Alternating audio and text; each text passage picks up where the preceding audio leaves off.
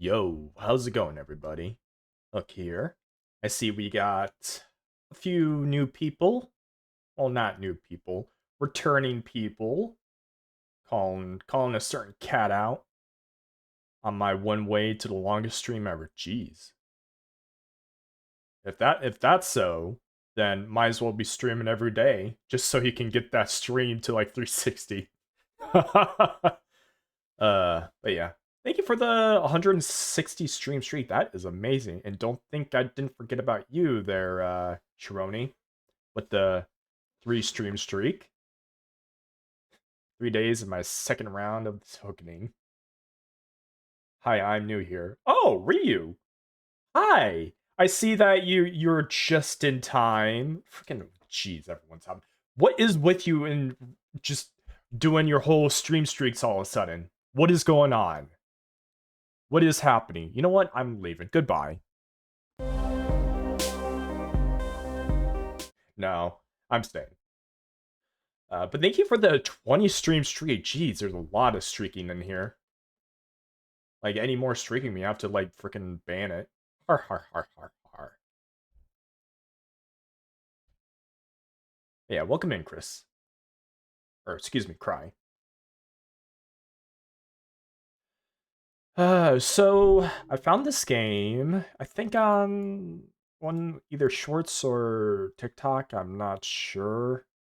But I have seen a little bit of it, and it's supposed to be a horror game, but, like, with story in it.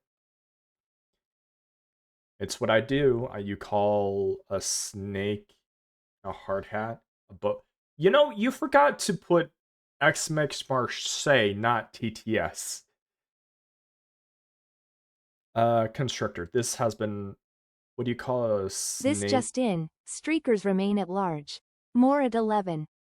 No, no, don't do more at 11. We don't want to see a bunch of freaking streakers around here. Like, I don't think Twitch would.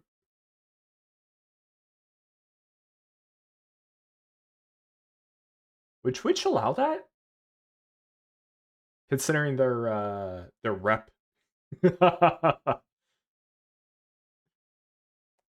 What do you call a snake in a hard hat? A bow constructor. This has been Dad Jokes of Shrona, the part of the stream where Shrona comes out and tells a dad joke.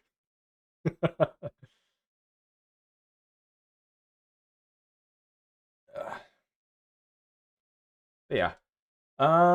So I heard that most VTubers today do like some sort of 20 minutes 20 minute, discussion thing, where I just sit and talk and yap to you for 20 minutes, not play the game before someone comes over and says play, and like, what do you mean play? Like, play the game. Okay, but I'm talking my chat. Play. Okay, if you say so. Since I don't want to have to, talk to any of you gems, I guess I'm forced to play and not spend a little bit of time with you. Oh, so I think I gave well, I mean, not. What was I talking about? Well, no, what was I going on with that? But yeah, off topic. I think I gave Rennis a bit of a migraine due to my driving habits. What I mean is, I posted some stuff on Discord about American Truck Simulator, and yeah, I swear I'm a good driver. No, wait, what do you mean no? What? What? I'm a little bit confused about that reply. Or would you give me a migraine? Oh, okay. Because like sometimes, Sharon's cat, they both want attention to see gameplay. Oh, yeah, of course. Why would it give you a migraine? Because I had plenty of other people who seen my type of work that was like, oh my god, you're giving me a migraine. or like you're giving me uh anything really. At least that's what I thought. My bad. But yeah, what is your week gonna be like? Mine, I would have streamed yesterday, but I had to go to like a certain class for uh you know, for current job stuff that I may or may not be uh depending on what's going on, may need to have a hiatus. If Hook doesn't look in the chat box, he doesn't know if anyone's in here or not.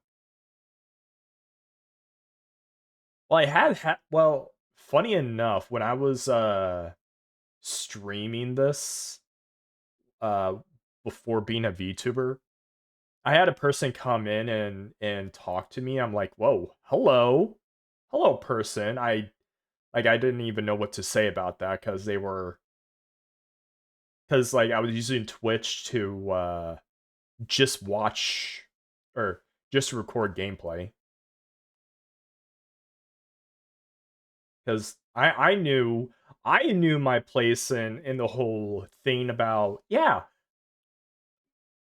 no one's gonna watch me, so might as well just record stuff on Twitch. And funny enough, there were people actually was coming in and started watching. Funny. It was Joe Cook in response to Rue Shinner's cat. Oh, I know what it was. It was just like something that reminded me of it. Nothing about anything else.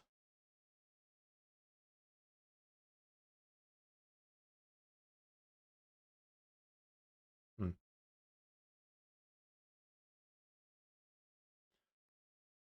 Sorry, I'm trying to figure out why has your has Curran's little cape there always been a little bit spotty with the shadows? I think I need to fix that.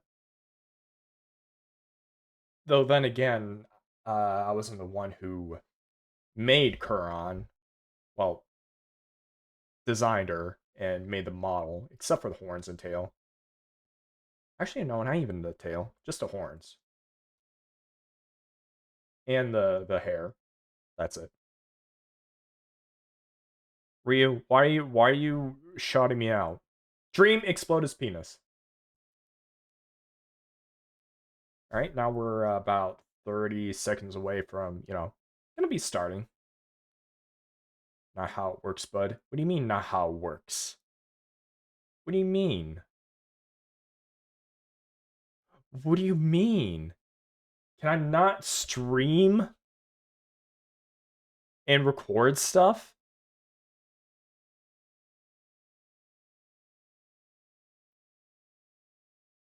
Oh, that's how. Okay. I was like, trying to figure out like, wait, what do you mean? It's like, oh right, people can talk to each other. Right. I actually had that happen before, where I was like playing a game and then two to three people were talking to each other, and I was just like basically on the chair just watching. Oh man, why? Okay, seriously though, I keep seeing those jokes around more often, and I'm concerned. Oh, thank you for giving me a shout out there, Dream. But yeah, I'm a little bit concerned about that. Faster than Nightbot. It's just bad timing. Hook like. No, that is really me. Especially in like other discords. If I see someone in chat, then I would just be like looking around, look at them, and then reaching out for them in a non menacing way. It's nothing bad. I'm probably just like more than not gonna pet you or just hold you. You know, hold. Like I held Remy up in the air and he threw a snowball at me. Which I need to play RV there yet with other dragons. Putting people in air jail? Yes.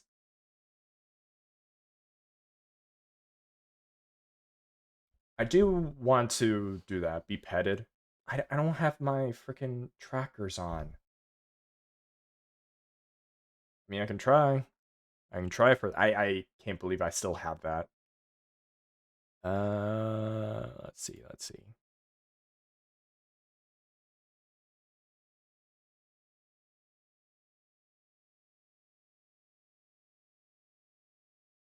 Face tracking, yes. Hand tracking. All right. Uh-oh. Oh, there we go.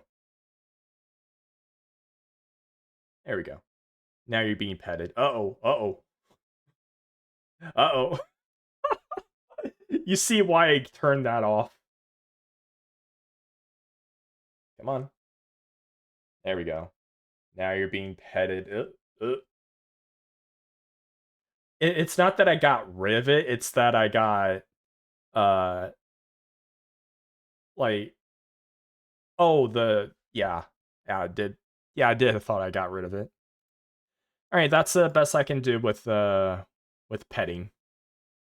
Lizard, lizard, lizard, lizard, lizard.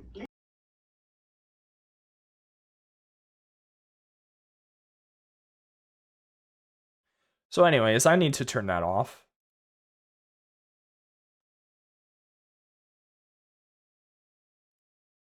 Anything with hands.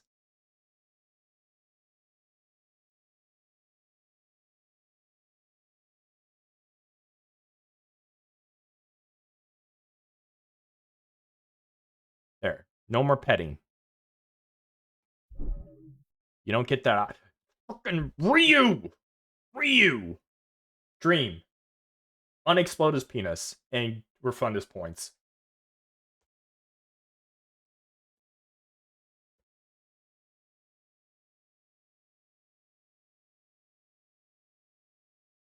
Actually, Curran, are you active?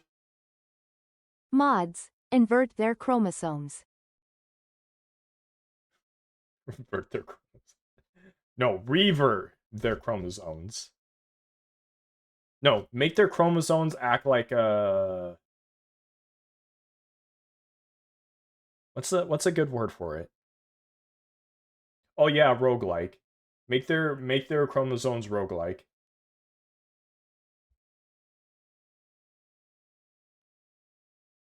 Which they get the freedom to choose, but only in specific ways.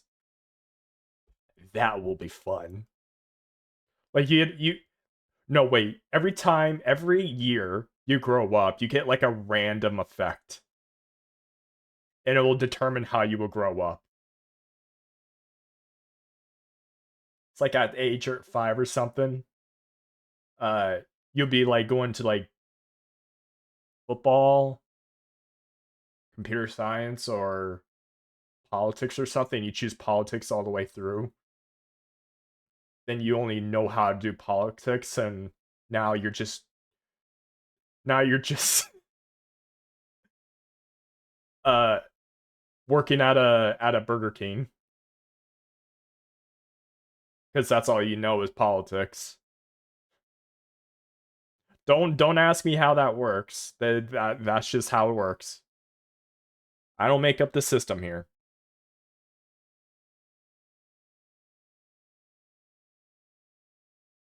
Yay, free headbutts. All right, everybody ready for the game? Because I am probably gonna play a little bit of it.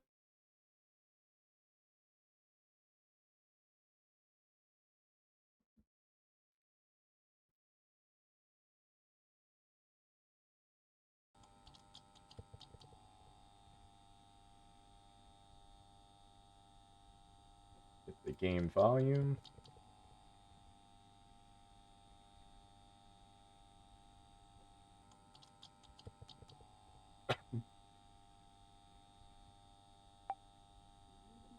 There's only one way to find out.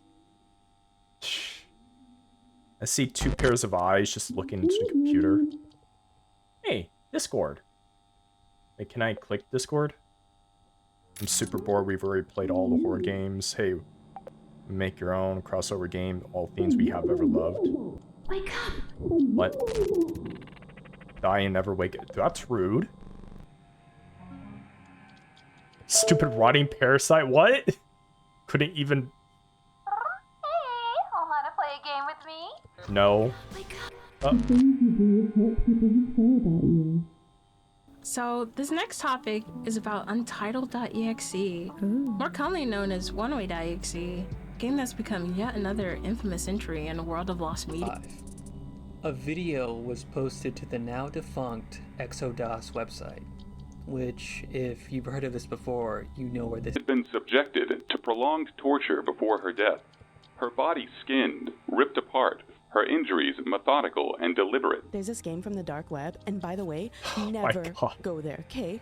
I think it doxes you if you download it. Like, the dark web, but also... What is Only this? premeditated, but carried out with the sadistic intention of creating a notorious home video. It's all very tryhard. So the horror's not very good from what people say, so right. Snacking on chips. Someone died while making it, I guess. Someone died But while what is making it? trying To break her body and mind for entertainment.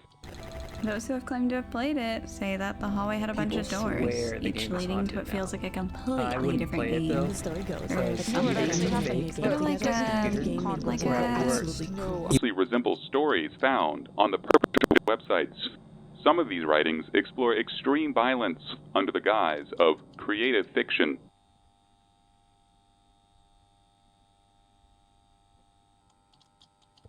Huh. Wait, do I have control? I guess so.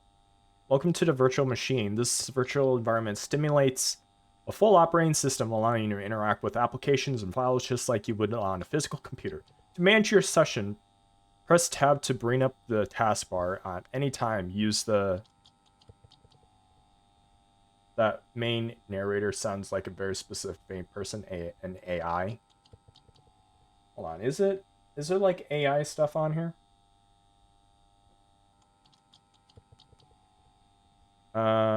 Let's see. No, it doesn't have anything regarding AI.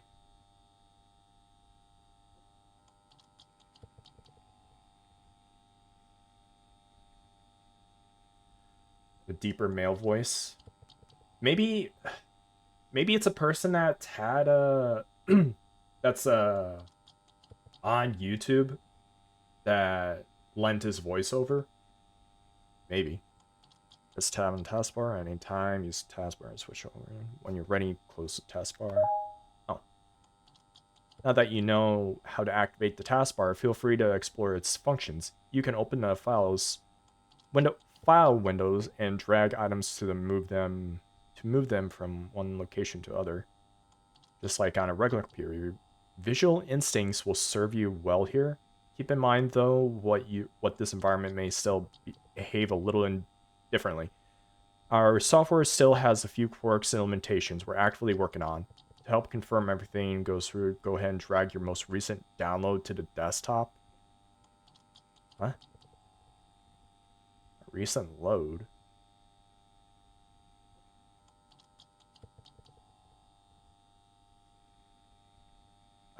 Okay, like this. Do I have to right click? Oh. Jeffrey Tambor, an impression of him? I hope so. Outer mail? I didn't press this. Can I... Okay, I guess... I'm starting. Warning. What's a warning? Play using headphones, full screen for the best experience. Jump scare, flashing lights, blood, gore, and violence has prevalent throughout most of the game's path. Oh. There's a whole bunch of warnings on here.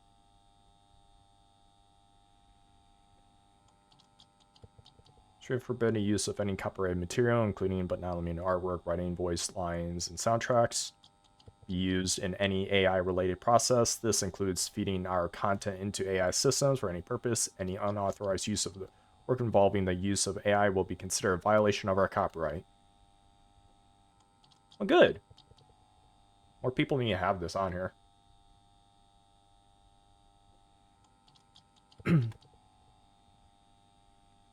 Up to code, leaving it all to you. Don't forget to...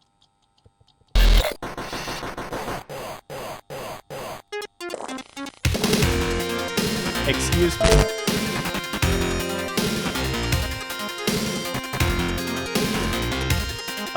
Sure.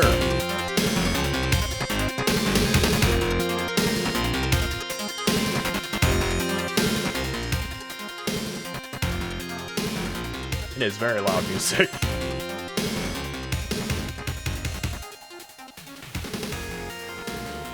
It is good music, but it's loud music. Don't miss it all.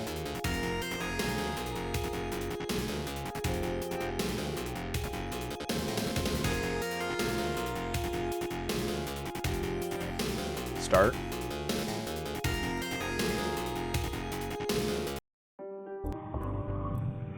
Oh.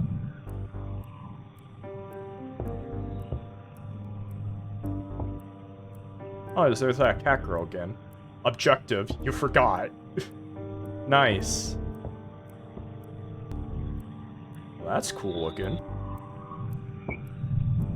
Oh, it's that little vision test.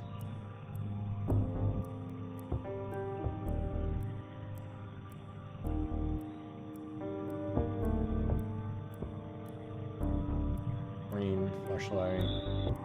Yeah. Isn't this boring? Is it? I just started.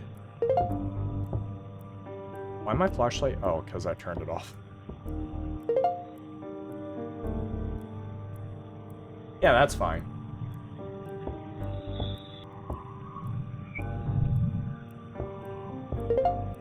It's all your fault. What did I do?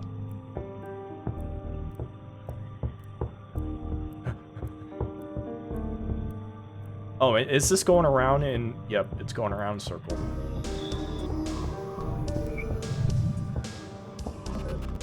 Oh. Most indie horror games have a chase. Survival horror games do. It's not necessary for a puzzle-based game.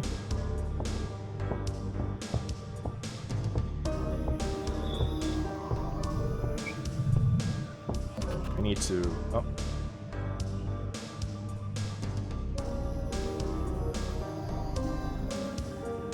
Gameplay? Head bob. Oh, it's still loud.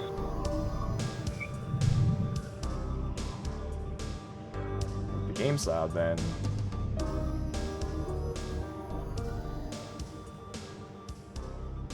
There you go.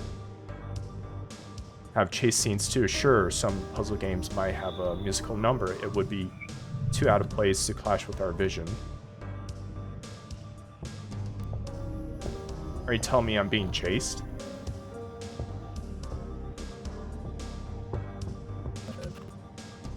Not suggesting it, just point out the pattern. Is this devs talking to each other?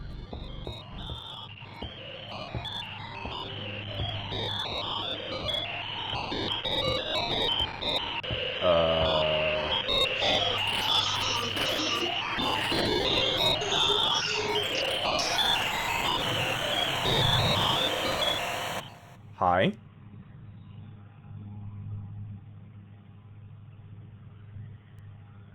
Oh, what the? Oh! Oh, it's time for me to run.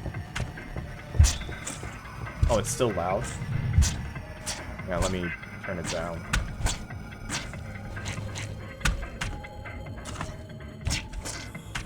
Am I safe?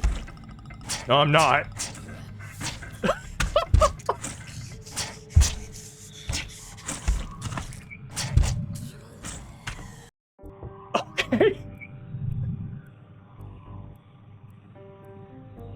I guess this pause menu is not a pause menu.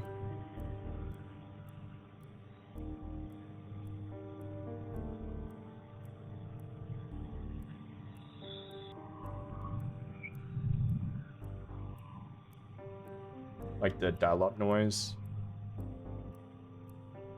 Alright. Saves?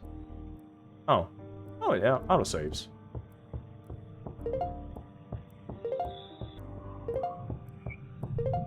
It's all your fault. What did I do? Objective, who are you?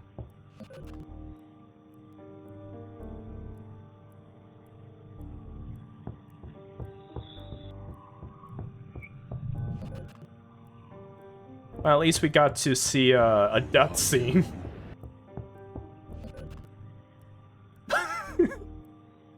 Rennis.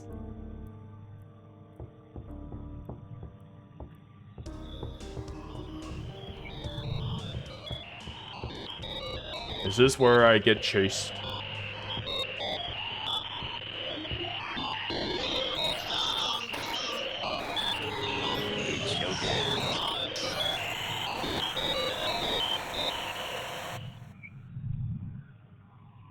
Yep, time for me to run. Can I run?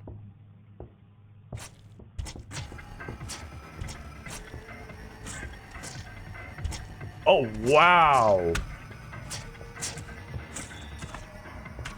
You're cool looking. New objective. Survive. Indeed, survive. So why am I in this hotel-looking place?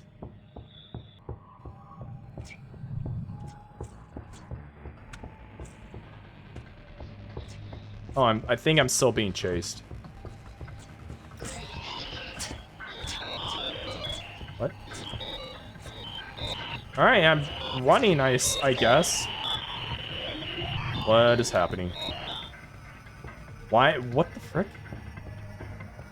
Am I getting teleported? You won! Recently, I processed a large amount of system. Oh. I think I... Man, the back rooms just haven't been the same since all the monster lovers showed up. Oh god. You're right. I think I inherited an ad spam.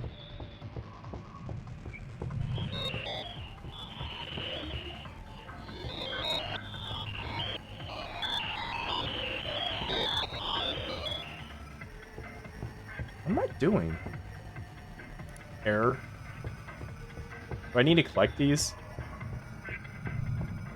I don't know what I'm doing. Love vampires.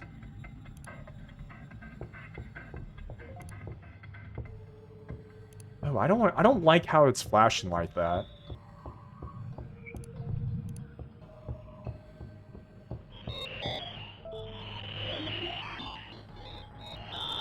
I need unnecessary.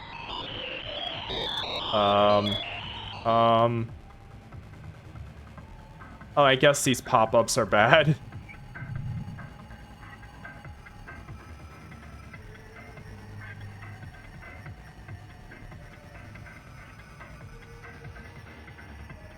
Wow, just like a computer. Can I go? There we go. The flashing is very obnoxious. Okay, I can't collect those stuff.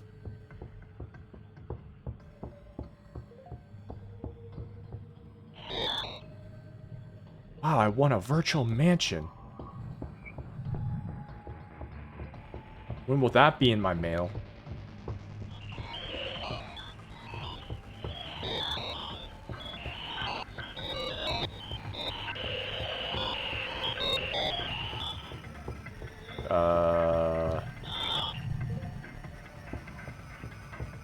I have a feeling there's more to this.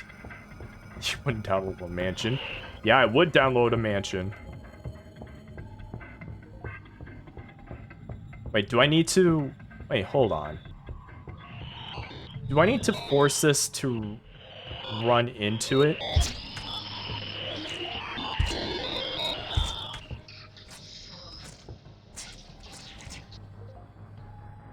Hmm?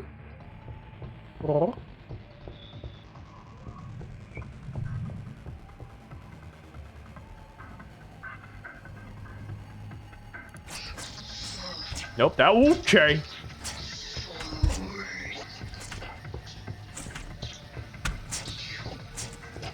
What am I doing?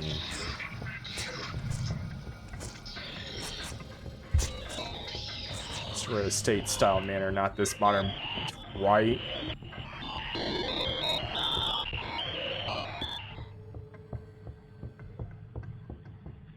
Wait, is that a clue? Oh, uh-oh.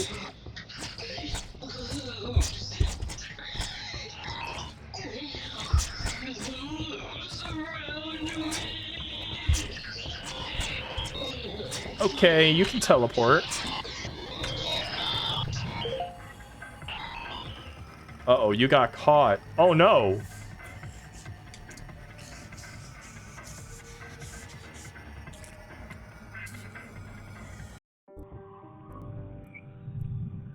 What am I doing?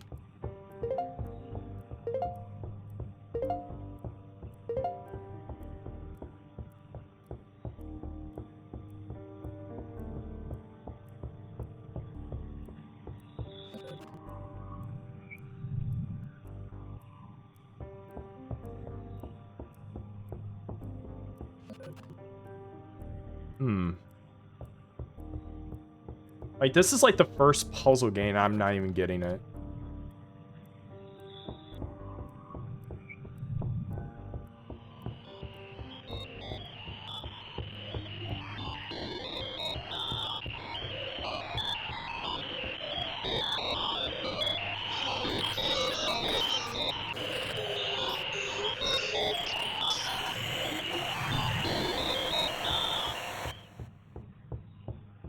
Alright, bye. Just gonna go backwards.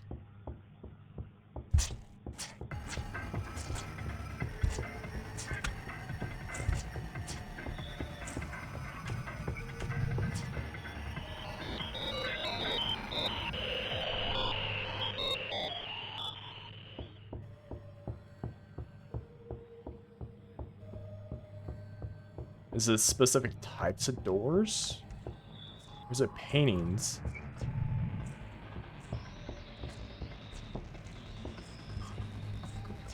Can't just be running away.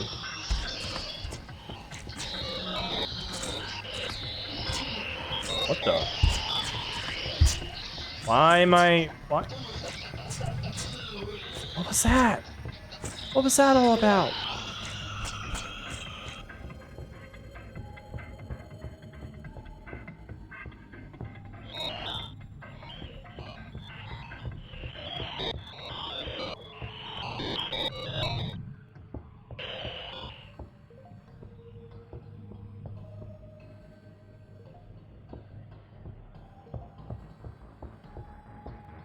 Oh, what?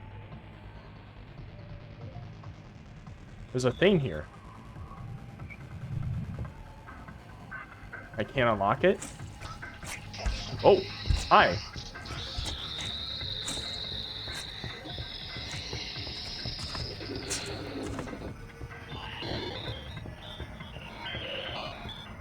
Not very clear on what needs to be done, eh? It really isn't.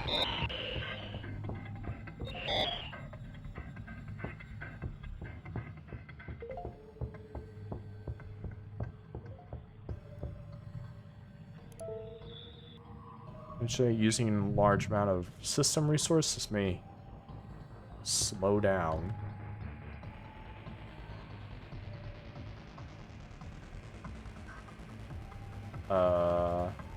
Task manager? I can't even access task manager. Like, I'm locked out of my own freaking thing.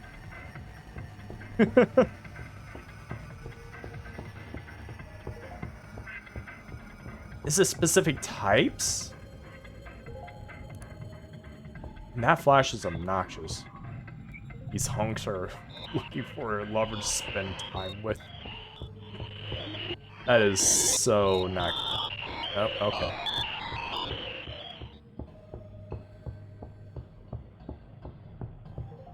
Okay, is there like an actual pause button?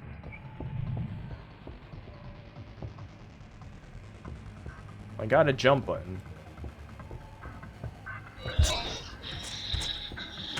Hi. I don't know what that is.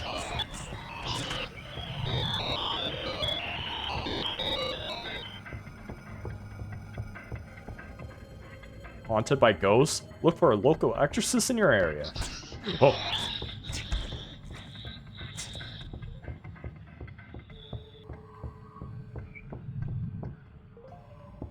Close, close, close. Maybe I have to close out all the... Uh-oh.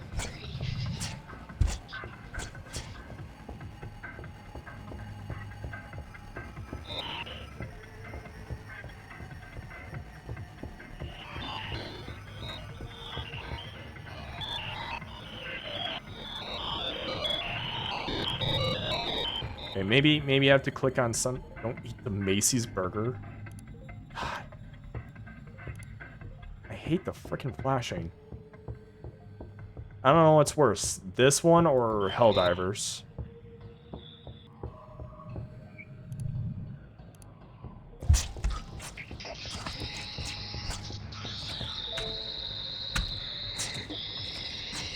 Not now!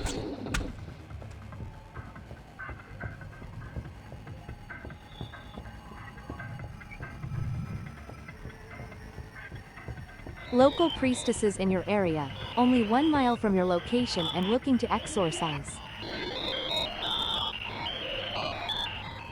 Right.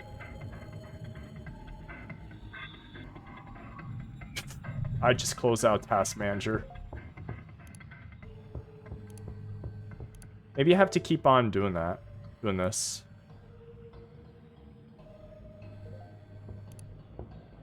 So I can keep on...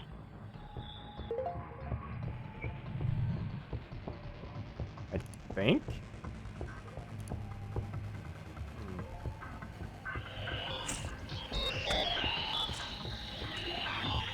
So it slows down enough?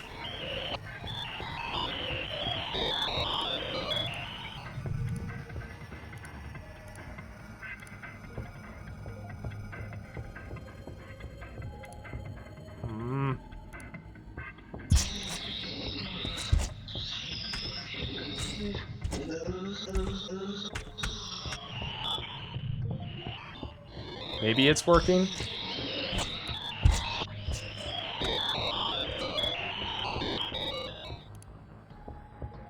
I know there's a little guide you can, like, look up. I kind of wish I can actually close pause this.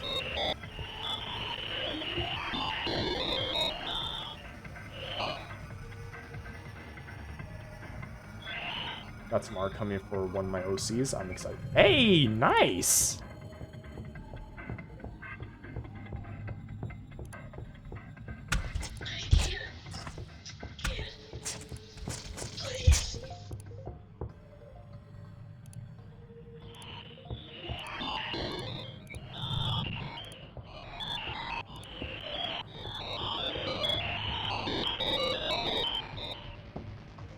Like, I swear there's like other things that are like just marked like this. I don't know what to do. Oh, and welcome in, Chris.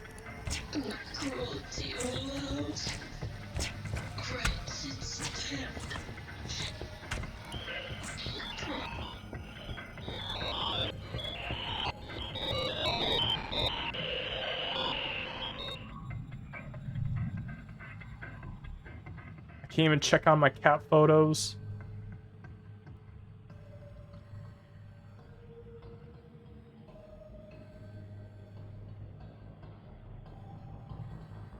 Maybe I have to close them out and then they would disappear.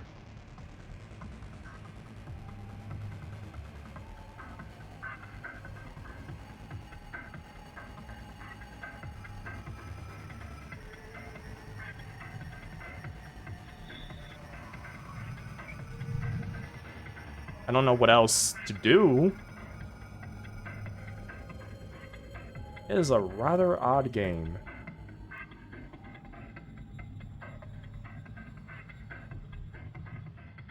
I guess, obviously, it's supposed to tell a story.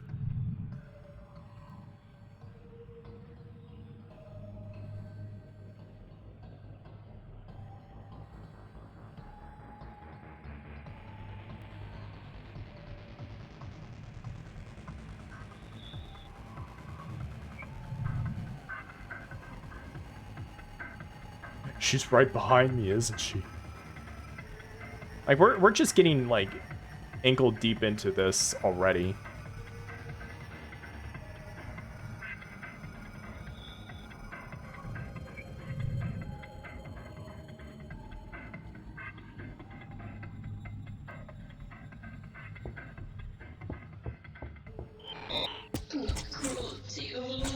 Uh-oh.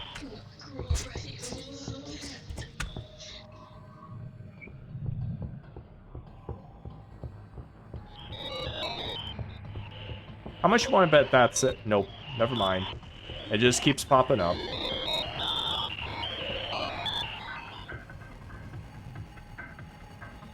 What about...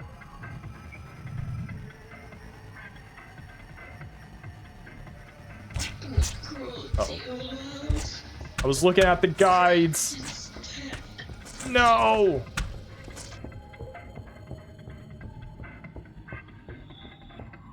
It's like all these puzzles.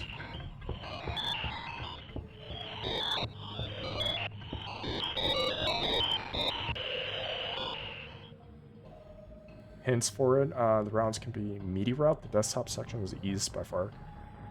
And perf for getting started. What? What's that even mean?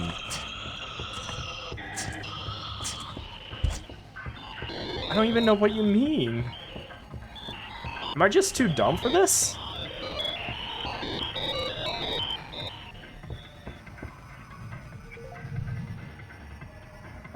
Nia's desktop section reduces search space you have to deal with. You're more likely to find necessary clues than other routes at get-go. What? You're not even telling me any route. Oh, hi.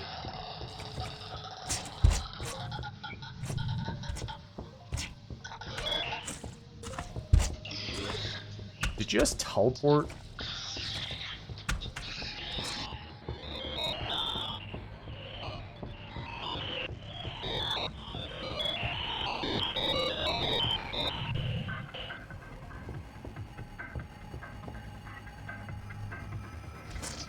What about... Ah! I'm looking at the discussion boards.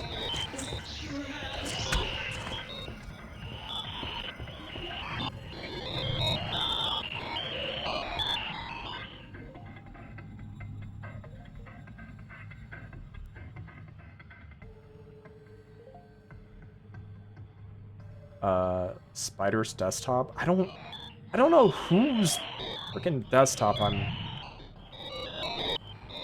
It just locked me out. What? I wish you could frickin' pause this game.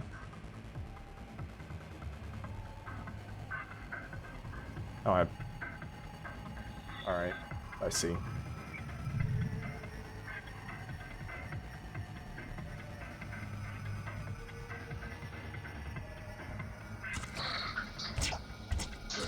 Nope.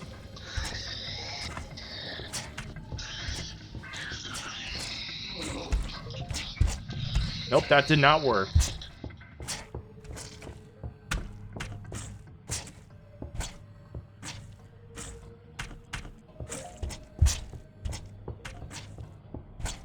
Do I use these on you?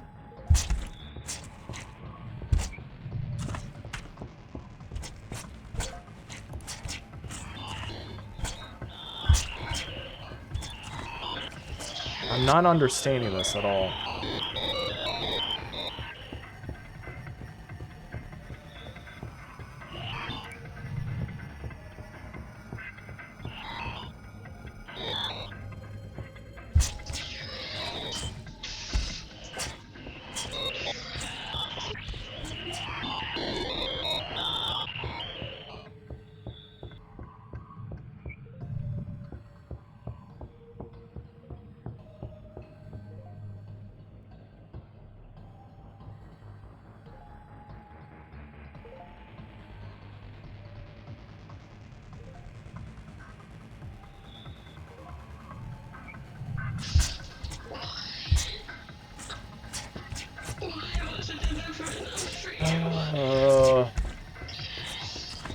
I'm getting really irritated. Oh.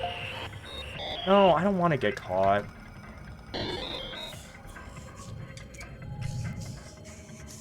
Alright then, what about... skip hallway scenes, spider face route. So one, why did I open up Vortex? Get out of here. Yes, pop up with lore, not shouting. So I guess that's spider face? No?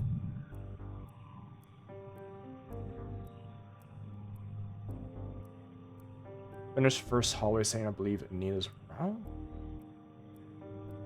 Ran around a long time clicking pop-ups, being teleported, and travel through elevator doors. Trigger. They said it was patched, but I can't figure it out. I read the guide. It isn't working.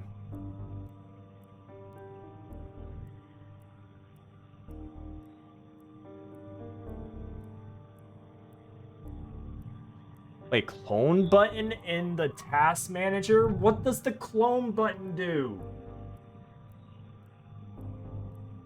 What?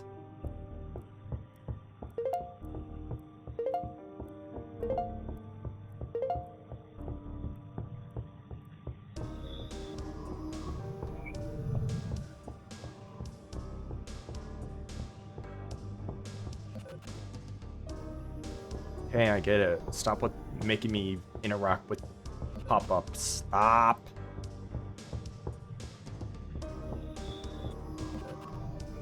Stop it.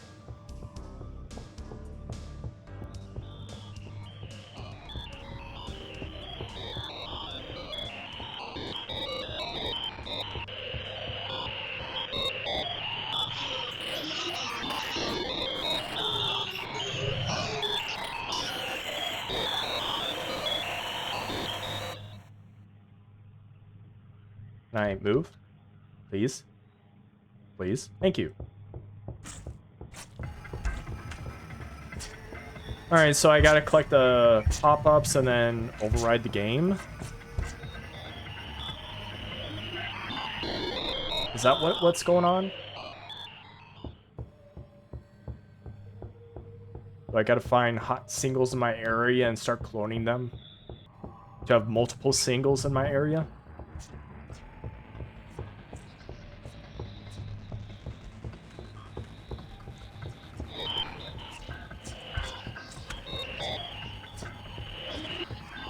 Right now, I can't find any pop-ups.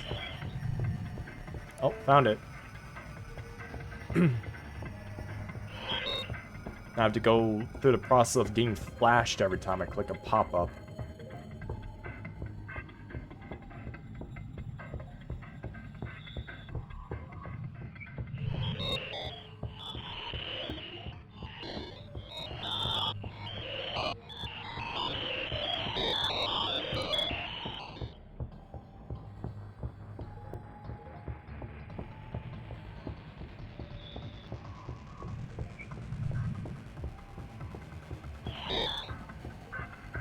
I just saw the pop-ups through the world.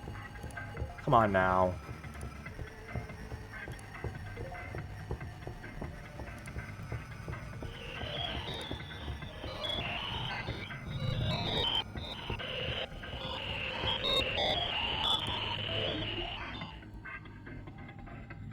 Clone.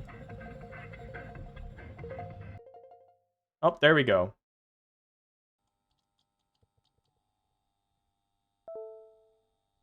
Yay. Okay, I guess I'm forced to relaunch it. Oh, this looks a lot more nicer. We haven't really finished the beginning yet. Sorry if it's a little confusing. Well, we wanted to do something kind of like a museum, I guess. An anthology, a love letter for all the weird, scary stuff we grew up with online. A bunch of different stories brought together by our shared passion for them. We watched the internet change and grow with us, watched the way horror evolved over time, and I guess maybe we just weren't ready to let go of it just yet. Cool. Oh, thank you for their care package. Kitty. Wait, what? Where am I? Oh, geez, that is bright. Let me get this.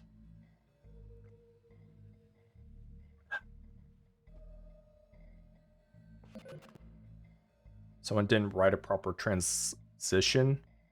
How about you make it then? Impress us with the ability to instantly create a function build and branching path for each character that's seamlessly integrated into the gameplay. Grumpy, I'll wake.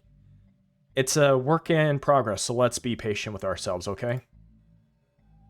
But after heavy agony at times, only hate is left behind, a bitterness born out of the heart-wrench injustice fate brings upon. Oh, lines of code. Well, not code, but... Oh... About section. Mass phone comes from a phone of horrific jumble of text. Fiona? Ecdosis? I can't read that. Archives. Before the web series, Fiona existed in Hello, Who Are You? You remember her shaped tragic tale, Girl's Sickness. Remember her shaped into a puppet with ideas behind it. Are these like games that they made and are from like different places? Like what is happening? Are they like these villains? Drowned Ophelia. Ophelia is a manifestation of the fear that only pain will follow after death. Her story is one the heartbreak. One she vows to spread all who dare to forward her story. Each retelling of her chain mail. Oh, so like, oh, not belly mail. Like, I was gonna say Doge, but that's not it either. The dog meme, or the dog creepypasta. Something.exe. Maybe? Wait a minute. Hold on. Are these all from different creepypastas?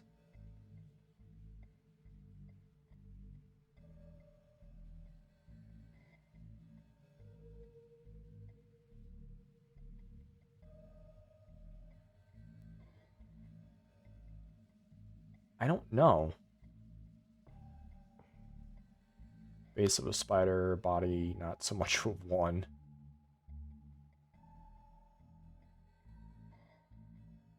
Okay.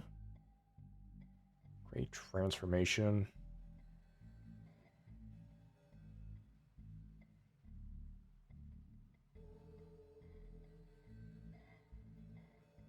Oh, I think these are like from like different games that they made, just manifested.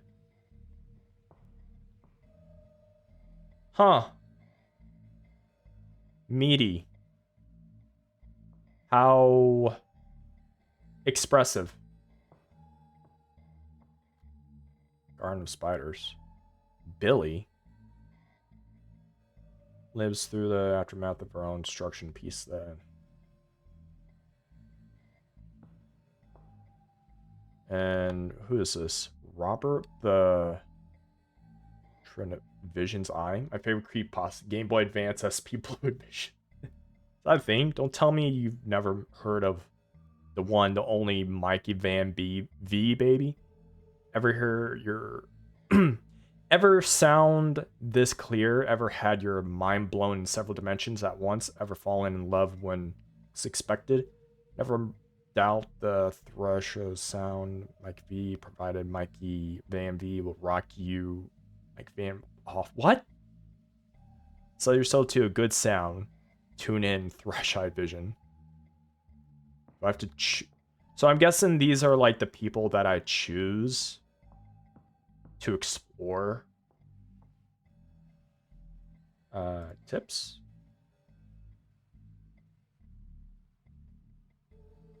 Oh. Oh.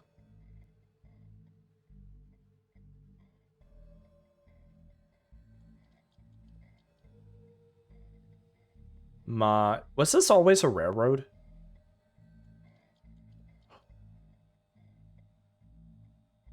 Meow meow. Can I look at the pictures? No, I can't. I can't look at cat pics. Paint focus. Can I open that? JPEG. Don't open. Lemon wave. I can't open any of these. Notes. Archives. Recycling bin. Yeah, I'm not allowed to open any of these.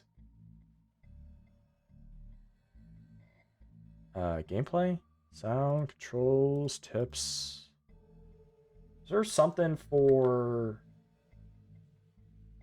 Oh, right. It was on guides. Introduction. Game's puzzle may be difficult to solve without hints, therefore I have decided to compile... Oh, I see.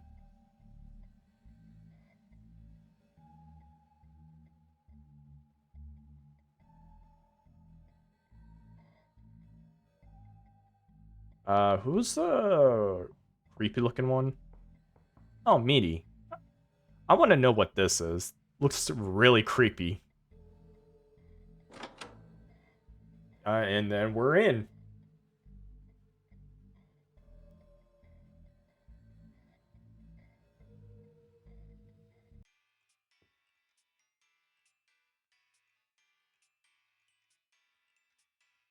I gotta do something.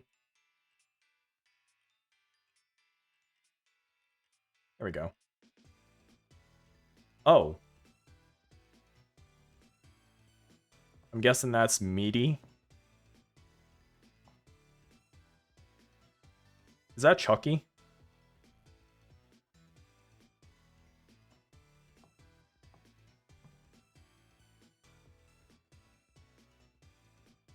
Oh, that music is very low.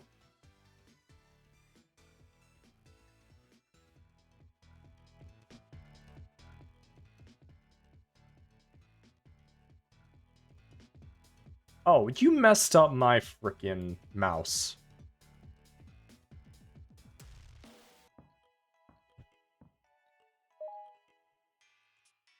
What did I just grab? Internet. Hello, this is Demona again. The internet is so much fun. There's so many people to find and connect with. You can meet with all people from all over the world. Different minds, different bodies, different skins, like tapestry. What does your skin look like? It's all so fascinating. Let's keep exploring together. OOTD and best friend posted at 4:30. I love my best friend Pom Pom. She is an adorable little pig. I just want to feed her all day. Mukbang. But before I can do anything, I must dress up. Fashion first.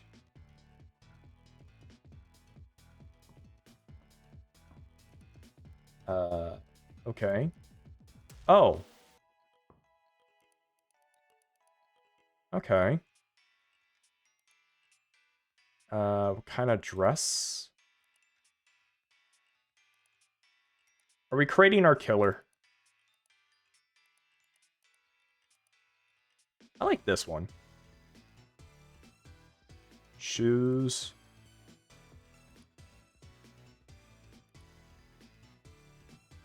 Little boots. What's this? Oh, it's the colors of the... Oh, I see.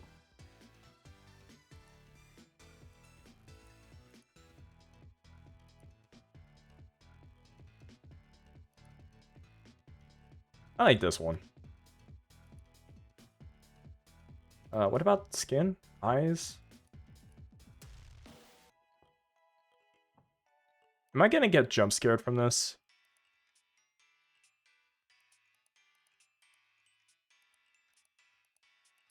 Let's give her green eyes.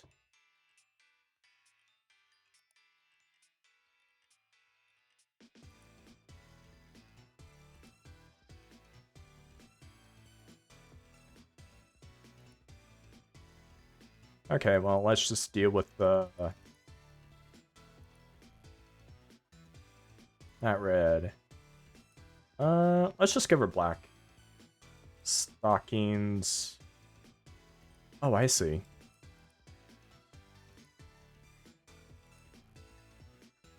I don't know what the difference between those stockings and those stockings. Alright, just give her black. And I guess the hair... What am I doing? I just realized. What am I doing? I mean, just make her good, I suppose.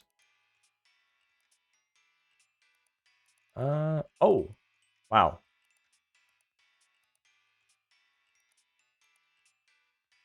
Didn't think you were gonna go all punk fashion like that.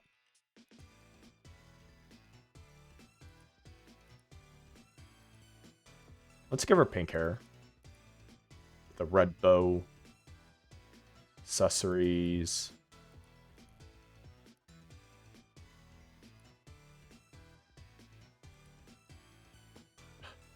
Is it not working?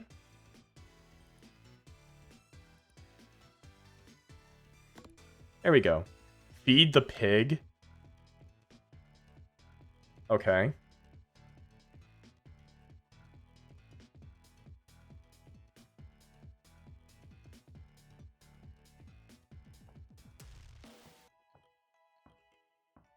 Gotta say, that looks cool. Oh. Oh, would you look at that? Well, that ain't scary. Honestly, like, if I was, like, really young and seeing this, like, that would probably, like, really mess me up. Though, honestly, this is probably not something I would probably, even be, playing as a kid.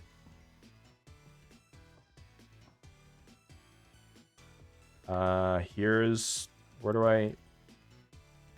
How do I How do I feed pig?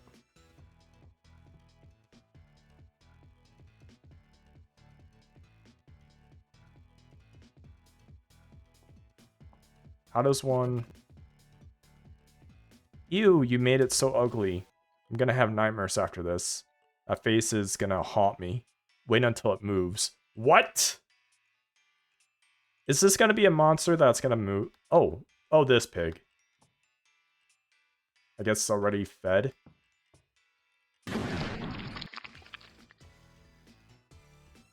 Okay.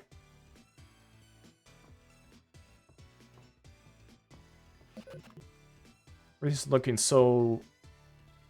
good so far. Nice. But what the hell made I for inventory? What's wrong with that? No one uses the I. No, use that anymore, silly. Yes, they do. What the hell are you talking about? Make more sense than E. Wait a minute. Who uses E for inventory? Like, I makes sense. Maybe tab as well. But E? No, seriously. Maybe not in those baby games you like to play. I recall someone playing a baby game with me last week, and I play way more games than you two, so don't try me.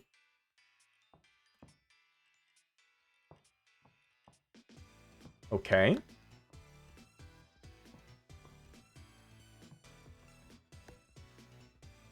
I see. Feed pig. I'm proud of myself for this one. It came out so cute. I have to agree.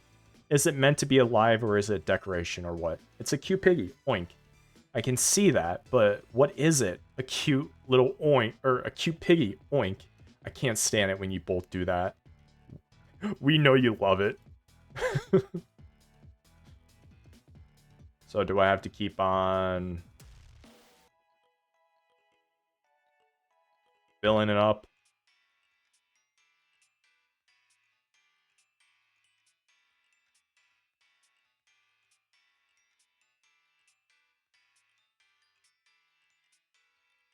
Or do I have to fill you up? Who am I filling up?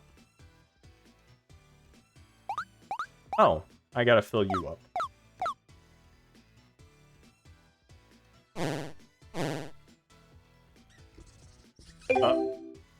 Hi? What was that?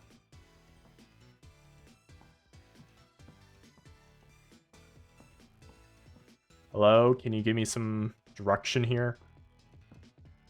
Oh. So creative. Isn't it amazing how creative people are online? Every blog is like a body, full of unique organs and tissues. So many inspirations sometimes. I just have to take a little piece for myself. Do you get me? Yeah, I am only ever my real self. Okay, bye.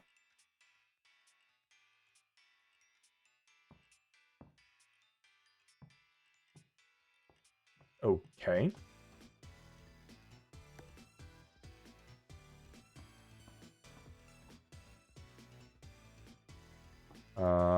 What do I do with you? What do I do with you?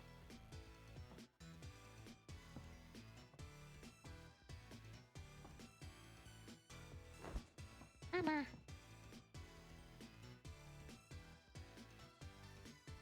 What was that? What are you?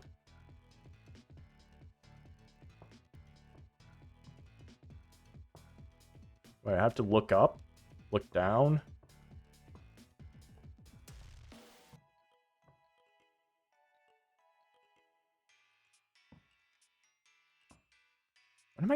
What am I supposed to be doing now? A cute doll. Yeah, it's cute, alright.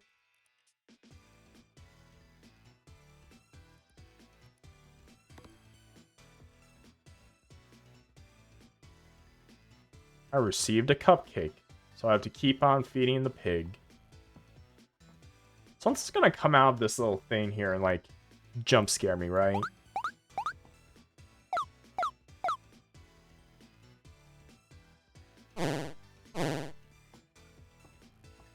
Alright. Oh. We can talk together. We can talk together again. Okay. You know, I had a feeling. Why does it look like it has a face on it? And why am I feeding this to this stuffed pig? Like, literally stuffed. I don't think the little piggy liked it. And now it's crying. Because I gave it some flesh.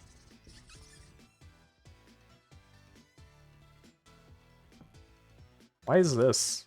Portrait. I got a portrait in my inventory. I got another portrait. And I got a third portrait. Didn't know you can take those down. And I got a night. What the frick is happening?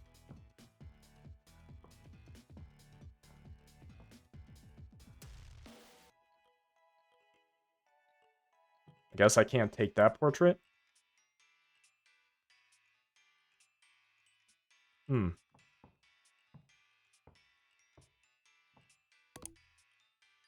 Skull teacup.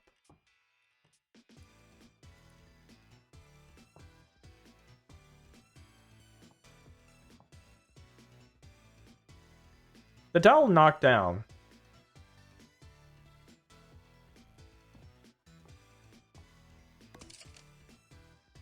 And I received another. A kettle. That's a kettle?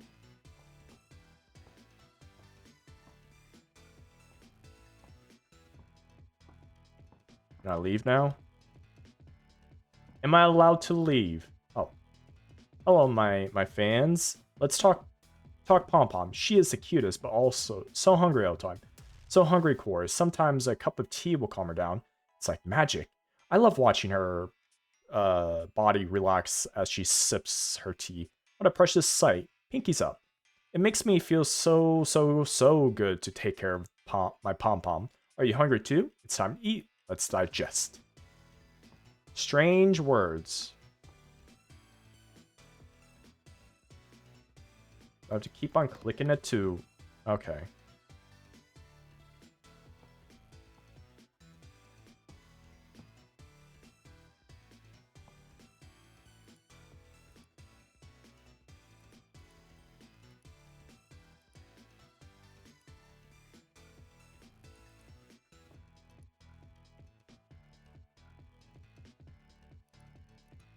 Hmm.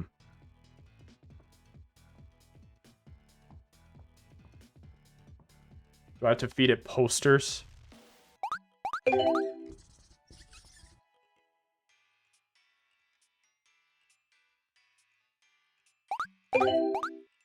At you. Keep chatting forever. You look at me with those eyes. Look at same time. I want you to know, so let me know we can be friends. Comprehension is key. Friends are for life and never leave you. Don't you know? I don't know. And what a friend you are to keep the files safe. What? What's up? Is that really why? Boy, what do you mean, boy?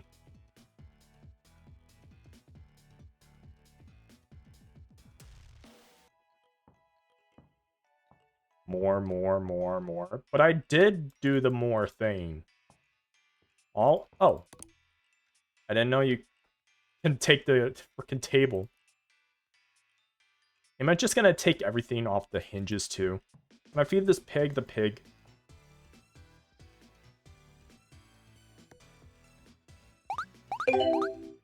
Dot.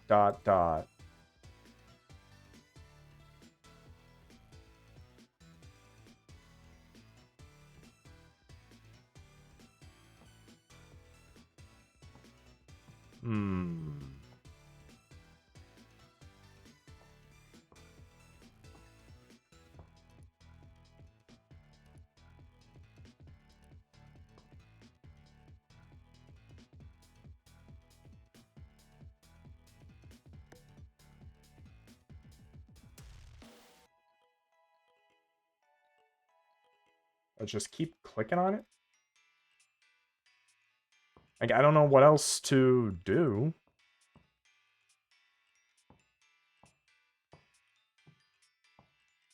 Let me check the guide.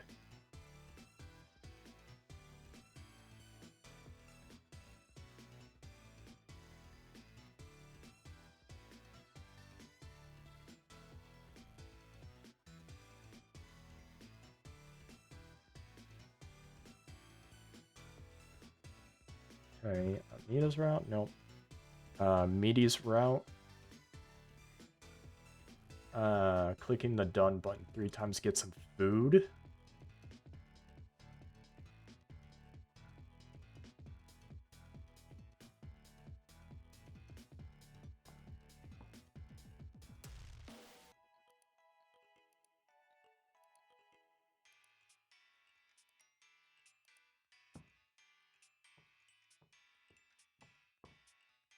Okay, but there's no more food.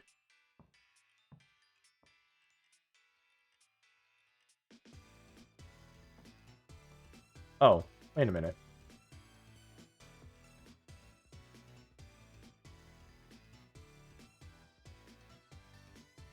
Why is it making me click on it so much?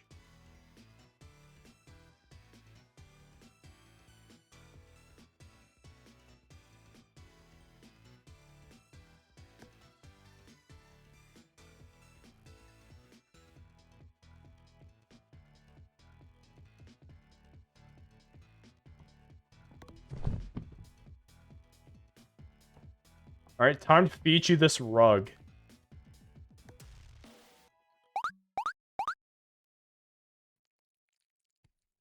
Oh, we did it. Parasite overfed by the weak. Wait, don't you know what a friend is? Okay, what is that thing on the right? What is wrong with your face? Precious thing beyond model lethargy. Okay, I guess that's you? Oh, I do not like this.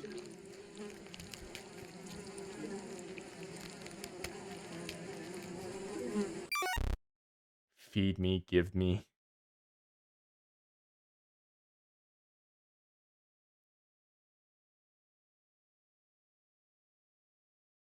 Old? What am I doing now? Art? Fan art? Kitty? Who is this kitty? She's cute, but why am I... Oh.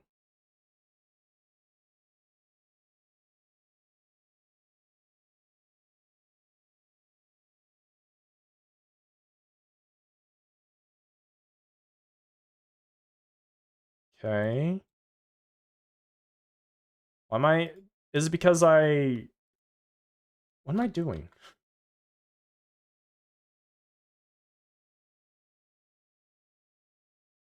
Give me... You want kitty? Is that it? You want the kitty?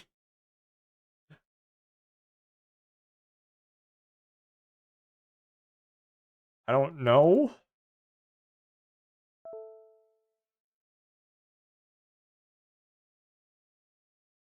I can't close it out. Fan art. Oh. Oh. Why am I feeding...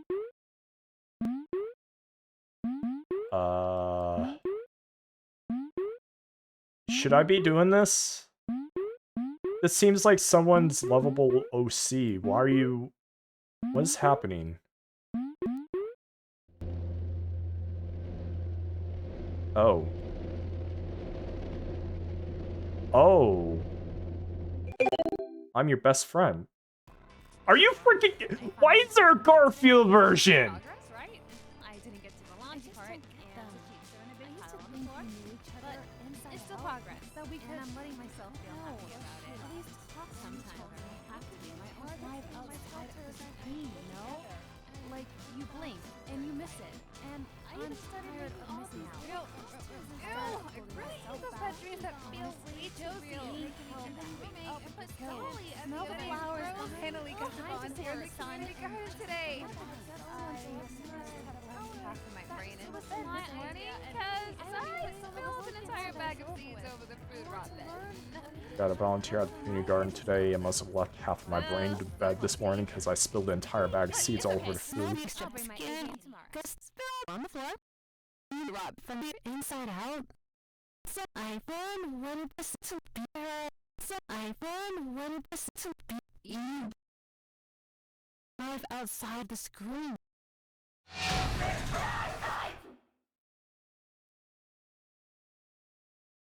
Okay. But you were smart enough for a challenge, that's all.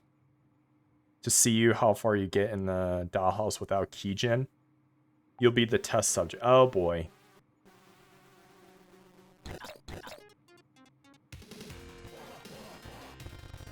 Oh, it's my time to shine, excuse me. Means you have installed my dollhouse, thanks for that. But I did? Garfield hook win? No! What is wrong with you? This is intended for entertainment purposes or perhaps education or whatever else makes you feel better. That said, it will completely harm your computer. It may be very well fucking obliterated. Here's hoping you have enough brains to run it in the virtual machine. No?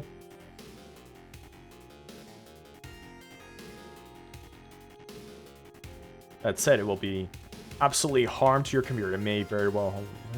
My files belong to me, and you won't get them back unless you finish my game. Now. It's too late to delete it now. Oh, it's you. Did you have fun doing something else? I sure did. I've been scrumming and rummaging through every little thing I could get my hands on. Oh. Oh, what's this? I'm clear to skip the chapter on my computer safety. Since when do you just leave a whole hard drive lying around for me to take over? Let's see what you have left for me. I hope it's not one of my pictures.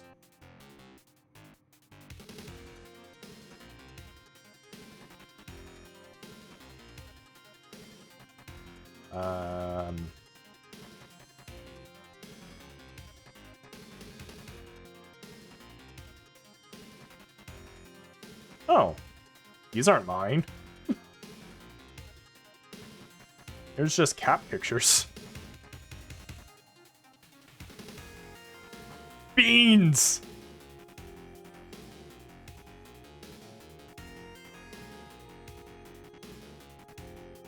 Oh.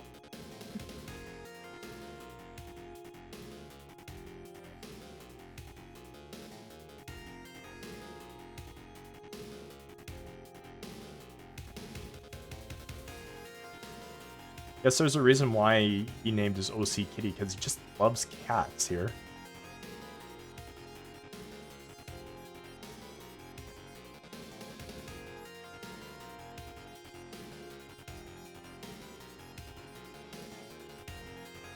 Your printed blues, your account is that funny. You have an account, really want this game. Want too much, but also too little. Illegal activities, terms of service, rules. You broke them all. Bad behavior. Bad behavior. Bad behavior. A very bad person. You want things, you take, but never enough. Do you know what that makes you? Something meaty, or something meaty to cut open and see inside. I want you to watch you play a game. I think want you to see what you do it. Why you do it. Wow, slicer.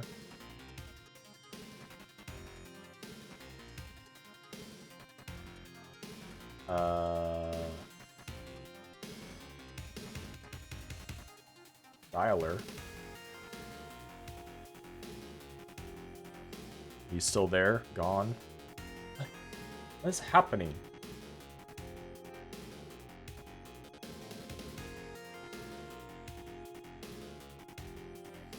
Alright, I'm a little bit confused. I need to... Oops, that's not the button. Start deep end figuring out the goal itself. Hint 1. Look over each of the cat pics. Do you see anything that might be useful on the computer?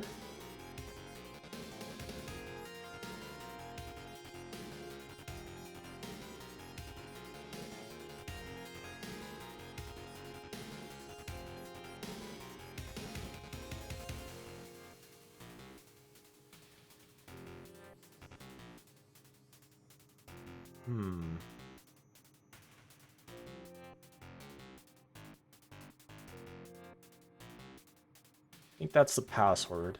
Alright, so now I have to go looking for something here. Viral shield?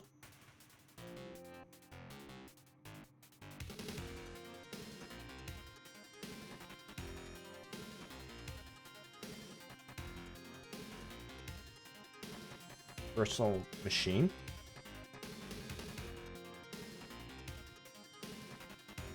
What was the password again?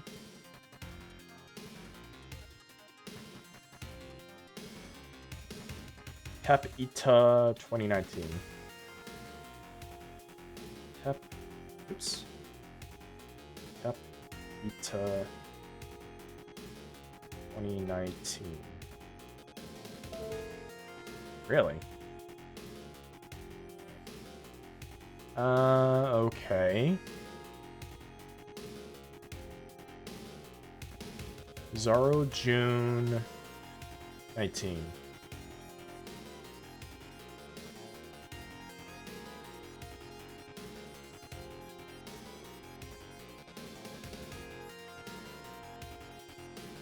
Zoro June 19. Really? What?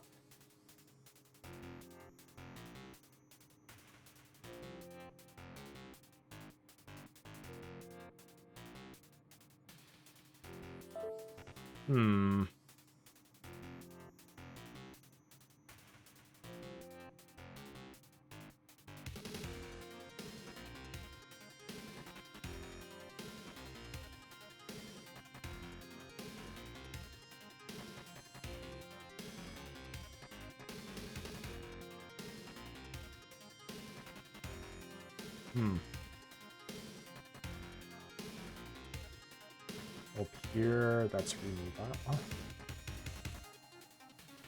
What available application require a password? More than one application fits this. Web Connect? No network connection. Lemon Wave. Don't know what Lemon Wave is.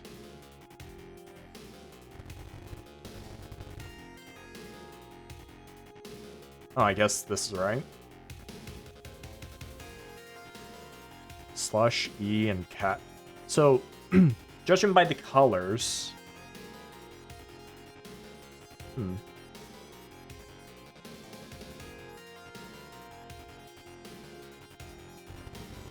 Can you ever get sick of each other's company? Or sick with something else? Trying to understand the pattern behind pins.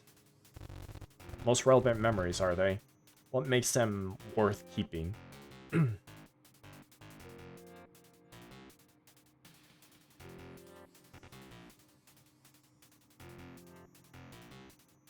How's that house treating you? Oh look, emotes. Freaking, this is Discord. I just realized it's Discord.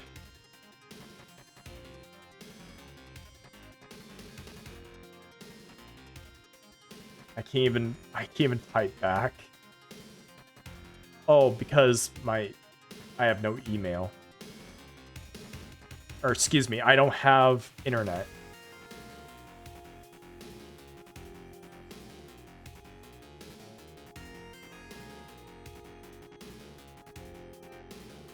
Squeaky. Meow Drive. Jet clone. No. Meow meow. Man prompt? Oh, here it is. Maybe this is it. Zorro. June 19. Alright, so it might be this one.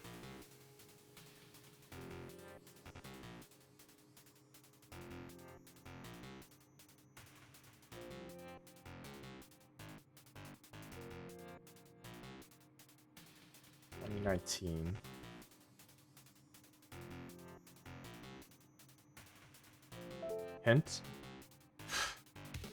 Alright, so I guess that's not the passwords. I would have never known these were passwords.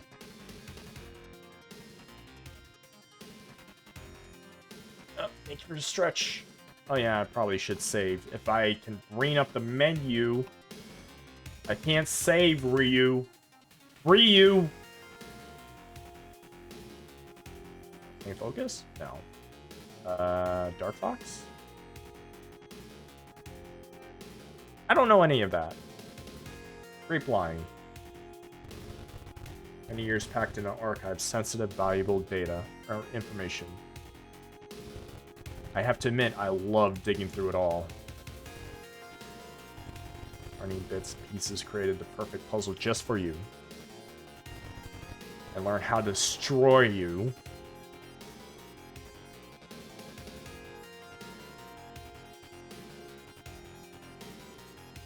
I can't save!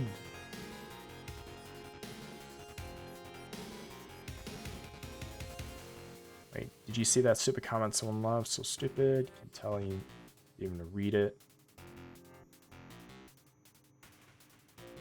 Ian's have matter. Blah, blah, blah. Second, I'm not ignoring. Taking care of it. What about that guy? Yes, wait, I want to help. You're a jerk for leaving me out. Even... have some ideas, haha. Renting was motivation. Anything for you, slush boy.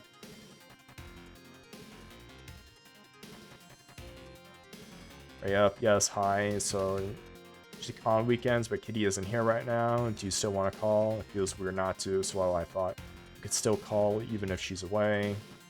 Let's call, cool. The point. Did we call someone? Carving Club.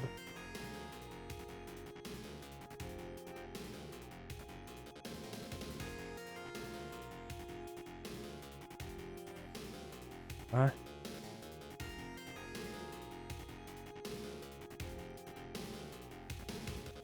I'm just like reading through this.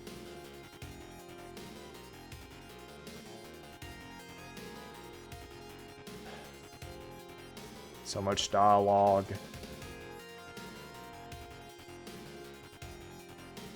What's on the bottom here? Alright, whatever. I don't think that even matters. Notes? Alright, cool. Task manager.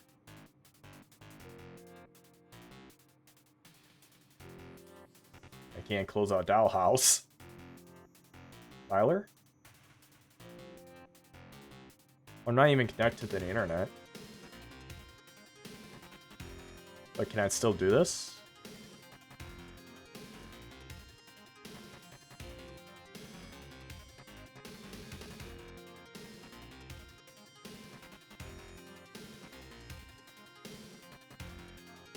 Uh, 231-555-0149.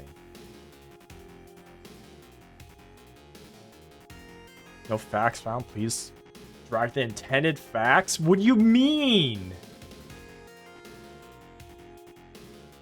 The intended facts? What?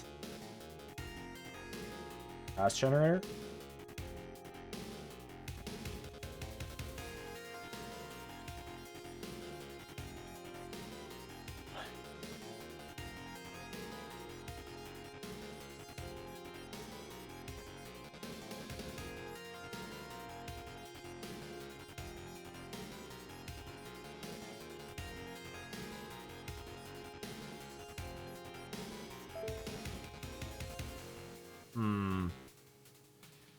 Do you have any ideas?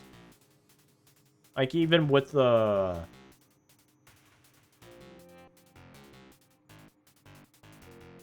With, like, the help thing, like, I can't really get past it.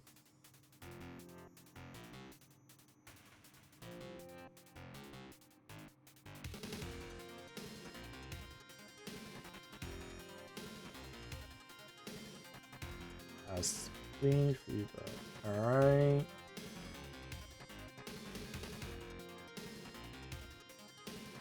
Anything that might be useful on the computer? I don't know. I only seen 2.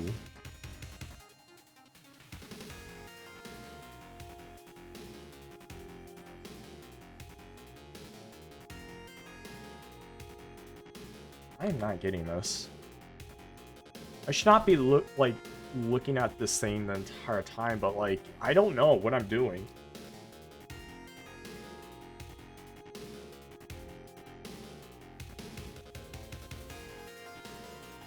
Oh, the virtual machine? Wait, what?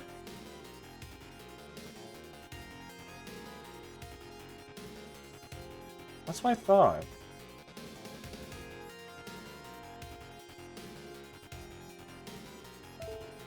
So why isn't it?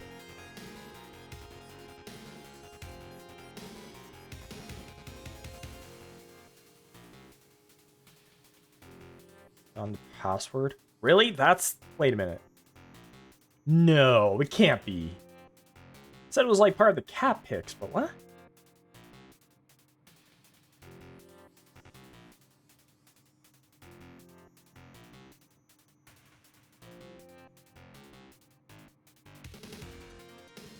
Oh wait, where's that? Wait, is it the password generator?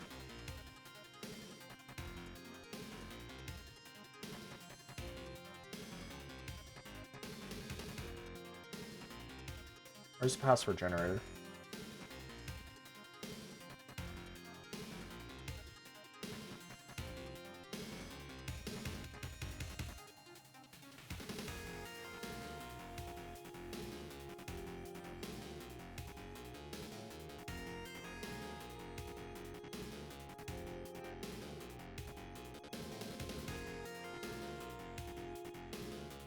Under green.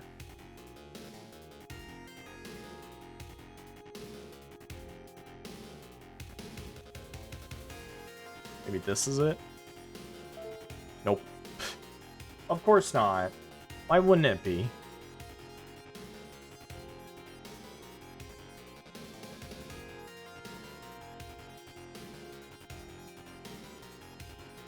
But how does one... Why would this be the password? I don't know.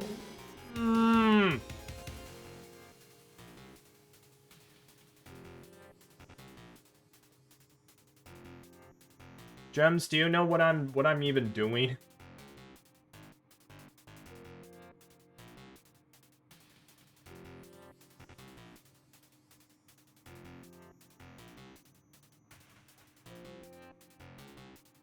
This is like seriously like hurting my head.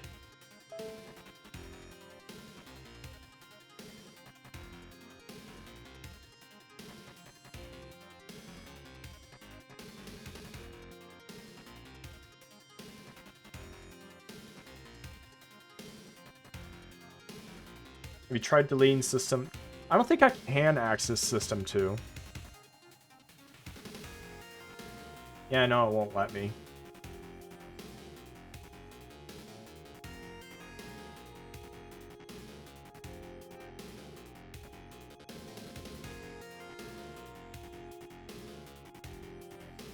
Like from in the discussion, someone says like the password is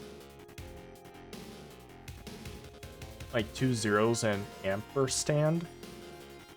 I don't know.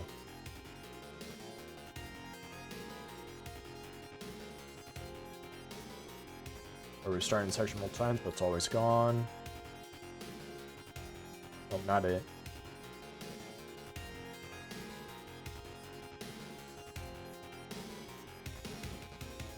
Derby? Okay.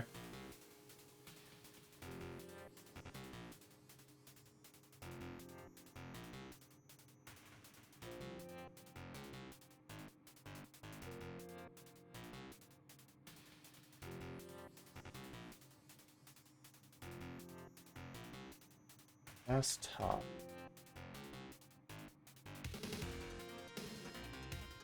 Oh my god, it's not finishing the first door.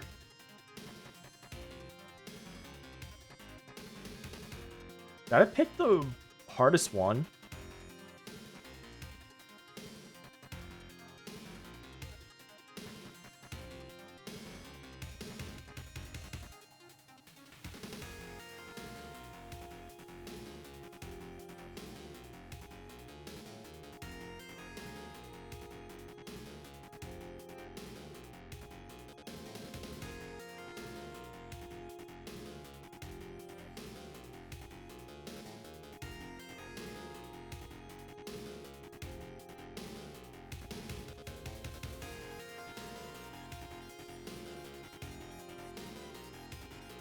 I quit.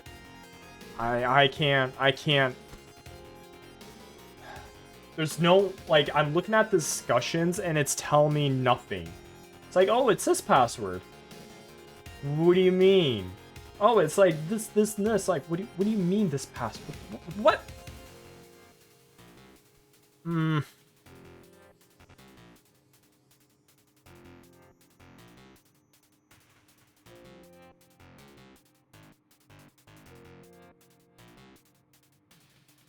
Or maybe... Wait a minute, what? Hold on. Meaty art? Wait, I thought the folder was... weird. Documents...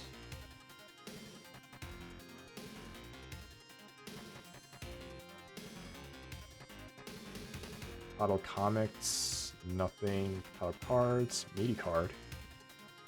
Oh.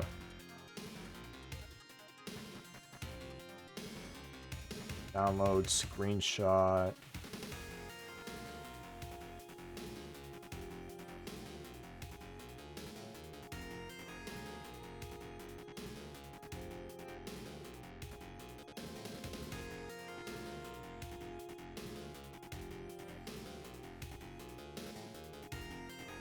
Recycling bin? No.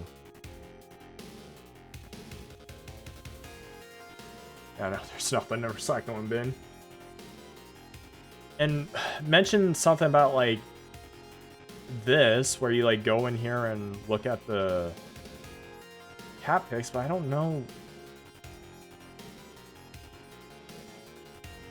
Like, I just don't know. Like, oh, look at the passwords. Okay. Like, I went over here to try to get this. No. Not even this one either.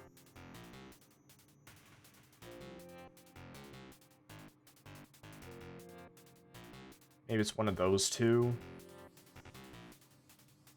But I mean, I already did the green. Pepit. 2019. How is it incorrect? Like, I'm looking at a guide there, and it's saying it's in here, so it should be these, right? Like, I'm not being stupid with this.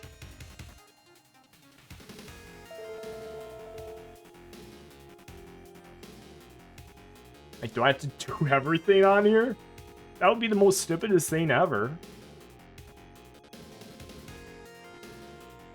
I quit. I quit. I'm not playing this.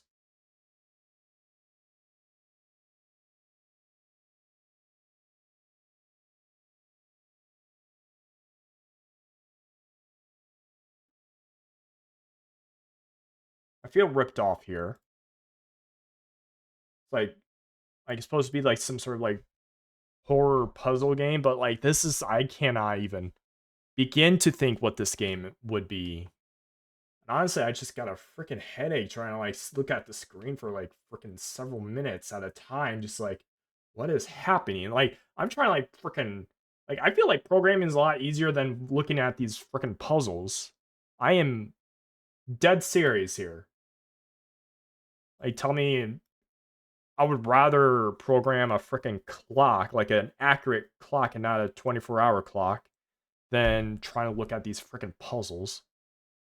And this is stupid.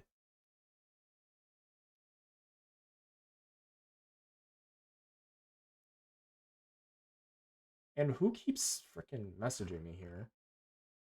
Oh, like 3 separate people here. See?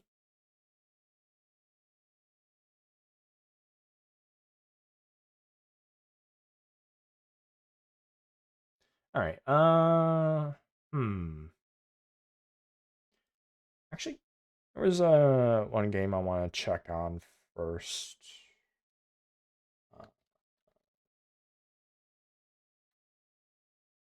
Did you ever get out of? No, you're still working on the game. Great. I was gonna look at the long drive, but that's still being updated.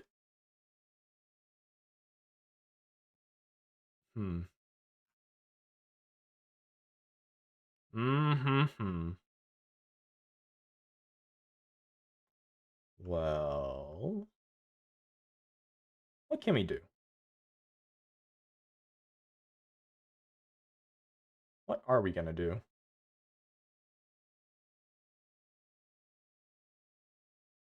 I did get some games. Freaking. I was gonna try another thing of I'm on observation duty, but freaking headache and a half.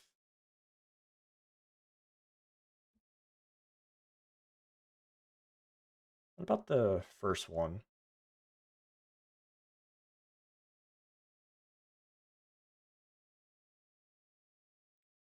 Nah. Not the first one. Did I do the I never played the second one or the third one or sixth one. Excuse me, fourth one.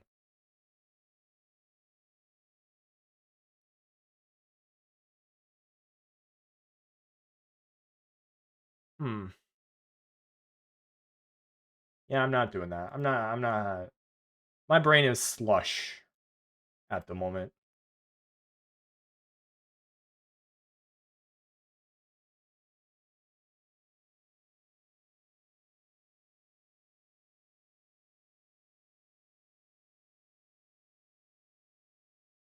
Well,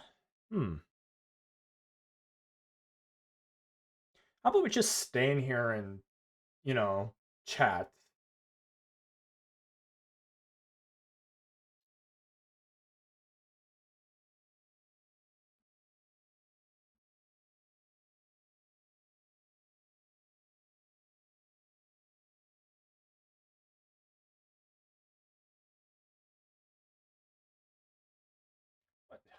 No, don't you change my category. There we go. Yeah, let's just chat for a few moments here and there. So at least it's not gonna be like a wasted stream now, right? Ugh. Should probably take that off. Delete message? No, unpin.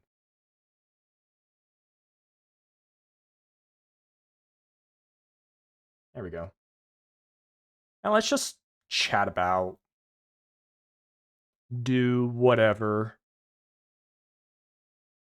I don't know what else for whatever. And hey, like as soon as I'm talking about I'm on observation duty, freaking Markiplier's doing I'm on observation duty live. Oh, and it seems to be the newest one. Okay. Or not new, it's the latest one.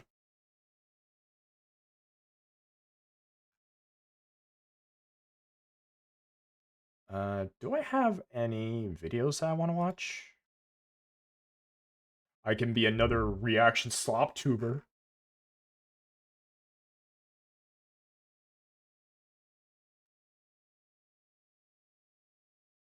Honestly, if I did that, I don't know. I don't.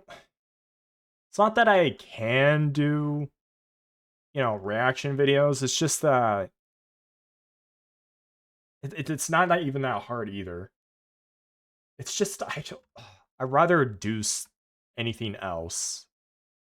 Like it doesn't feel like I'm entertaining. Or maybe it's just me talking about being burnt out. I don't know. It could be either.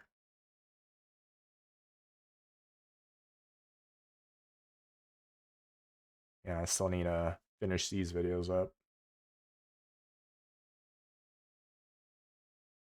Keep forgetting.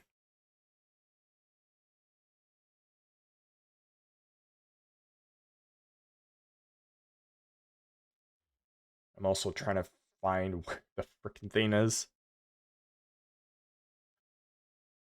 Oh, I could be doing this. Wait, hold on. I need save it. There we go.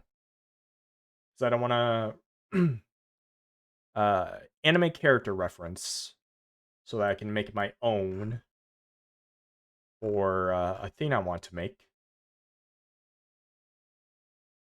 And I don't know, I might want to be making it into a web series or like a graphic novel. I think web series would be a lot more uh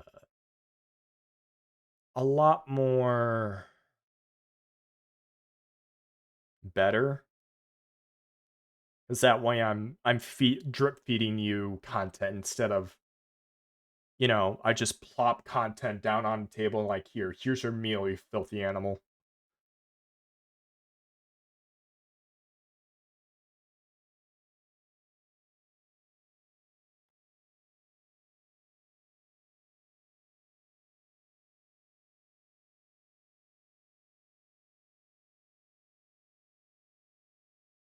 Dun, dun, dun. Ba-da, ba-da, ba-da, bum, da-dum.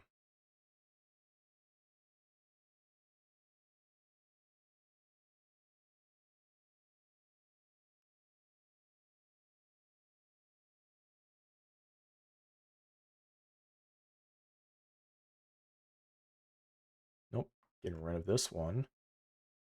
Da-dun, da-dun. Yeah, there's a whole bunch of videos on here that I just either watched or don't really care. Yeah, I don't feel like doing the reaction videos, honestly. Or do I?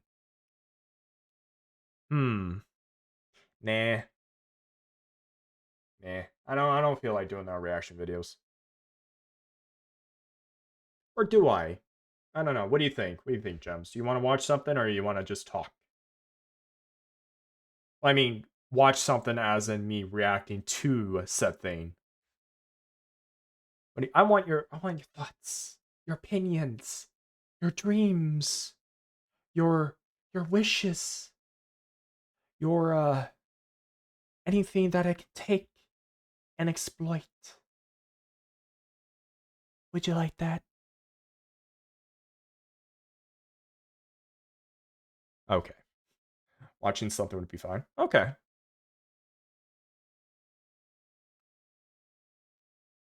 Ugh. Let me just do a self-redeeming stretch here.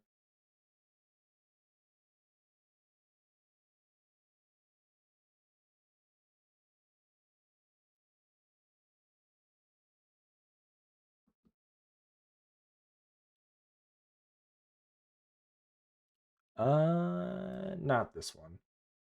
Good thing I caught that too. What the no. There we go.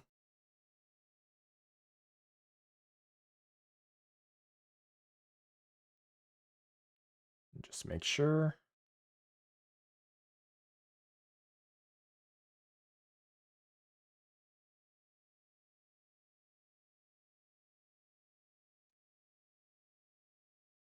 We haven't actually done a proper reaction videos in a while. Frankly, they're quote unquote easy, but it doesn't feel great. Well, not feel great. It just doesn't. I just don't really feel like it would be great. I don't know.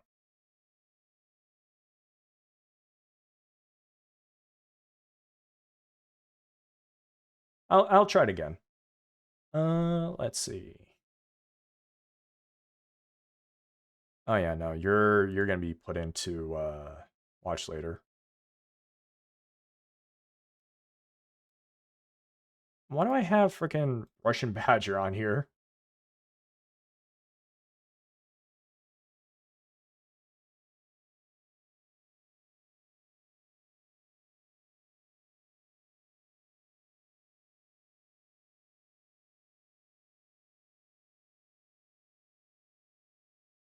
Let's see.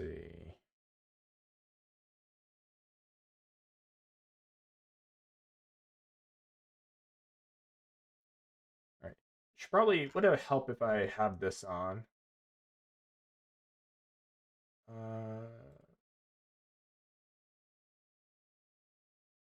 Yep, here it is.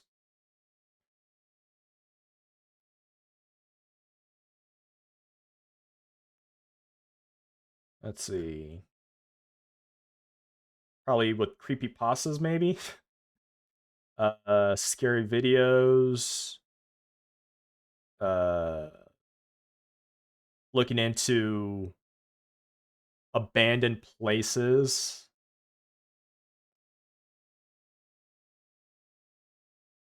I just accidentally kicked you. No, the poor baby. No, why? Why did you come in here and explore like tell this to everybody? Why? Why did you do this? Dream, explode them. I don't know. I don't care how, but explode them.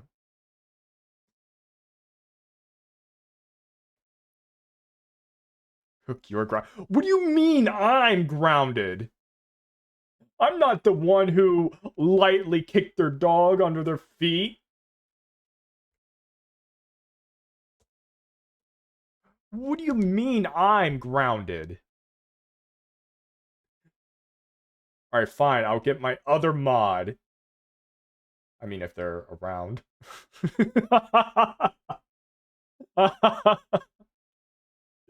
We're just gonna have two mods just fight each other.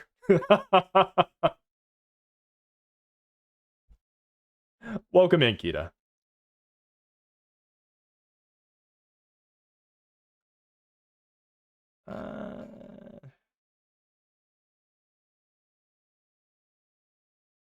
I'm a little curious about this, but it might be just a fake. I don't know.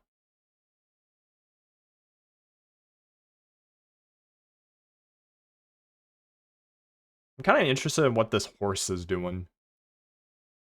Or wait, no, I already watched this one. Why is it in here? She stuck her head under me. Aww. How dare!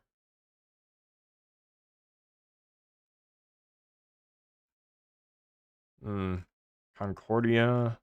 I've already seen a little bit of it.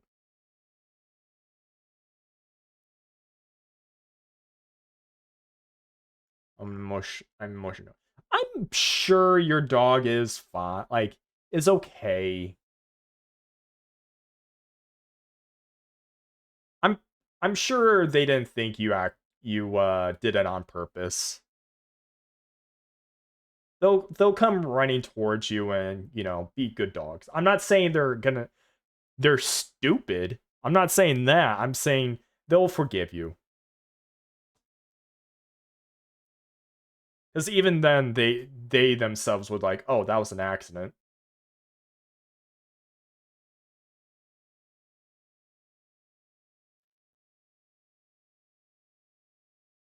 So wagging her tail meaty after. So, yeah, that's fine. I'm sure she didn't realize anything. Now, if she had her tail stuck between her legs, then that's bad.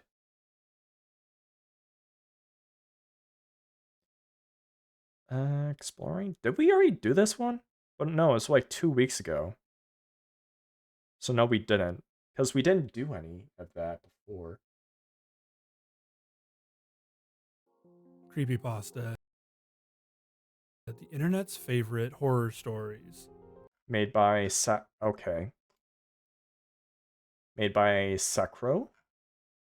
Do another one of these. I love creepypastas. Like ever since when I first got onto the internet, there was like a whole bunch of creepypastas that came up and about. Sure, I'm hitting to walls harder than that though. Yeah, she's fine then. She's fine. She probably thought that you're playing or something was up. Okay, let me think. Oh right. So, when I first got on the internet, I wasn't really much of an internet person. Strange, huh? But when I was on the internet, or at least was able to, we had dial-up back then, which means that you can't make phone calls while the internet was running. So you had to like use dial-up a lot. Now that was like way before, and I was just using internet for, play internet games when I was a kid. Didn't really go onto any sites because like, what is with these adult sites? Not those adult sites. I mean the adult sites like mail, those. I'm not saying any of those, okay? This is me saying as a child of, just, child minds like, oh, computer stuff. Okay, so that's where you pay your bills or do important adult working stuff. That's what my mind is. It's like, oh, computer equals computer games. Yay. That's what I mean. That's what I mean. Don't take that out of context here. But when I got my laptop, like that was around the time or close to the time when we got out of dial-up and was able to play some other games too. Well, not other games, just well,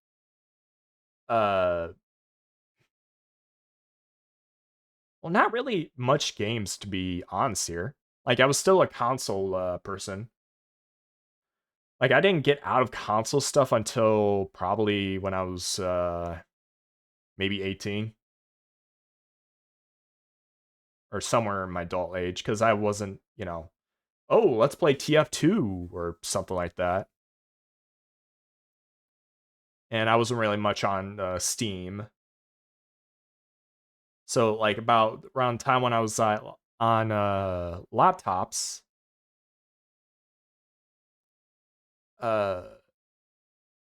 my half sister told me about MySpace. It's like, oh, what's your MySpace? Like, what? Like, yeah, your MySpace. I don't have a MySpace. It's like, you should get on MySpace. Okay. So I went on a MySpace and went to she helped me create an account and everything. I was like, oh, cool. And so I began adding random people until I had like, what, 300 people because they sounded cool. And that goes the whole route of like my half sister telling me, your son has like over 300 friends who are nowhere living near the state, like the state they're in. So I went to like my mother told me, hey, you need to delete all these people. Like, why? It's like, do you know them? Like, no. It's like, well, then delete them. And honestly, that was probably a good thing because like at the time I didn't know.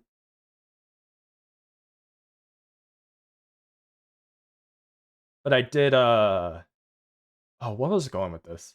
Right. So moving on to like other things, the creepypasta stuff. So around the time there's like I was slowly learning about memes and like, oh, like this is cool. Like we can talk about, well, it's not, Doge wasn't even a thing back then. Like Nyan Cat or you know, the Maymays, the oh, what is it?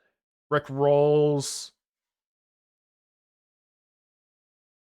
and the raptor meme. Owen the, and this is gonna sound very racist, but the like it was humor back then. What was it? A dark-skinned individual in a very cool suit saying something like, "Oh, I'll take your daughter in and then bring her back by 8." Like that was the humor back then. That's how edgy the humor is. And if you weren't in that sort of humor, then you're obviously like that back then. That was funny. Everyone was laughing, and now everyone here. I'm probably just saying a lot of stuff that like some people don't even like. They don't even know what I'm talking about, and that's fine. But like humor back then was edgy. I'm talking like even Call of Duty lobbies are unhinged. Oh wow, thank you. And Kata with the hydrate. I was actually about to go over to my bottle and take a drink.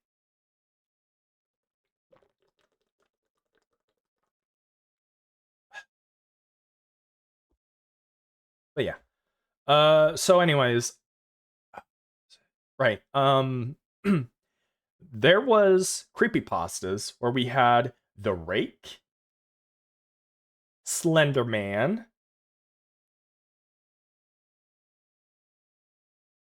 who else? Camera heads, which are pretty which are like very old and kind of forgotten, but they were still there. Jeff the Killer, I think.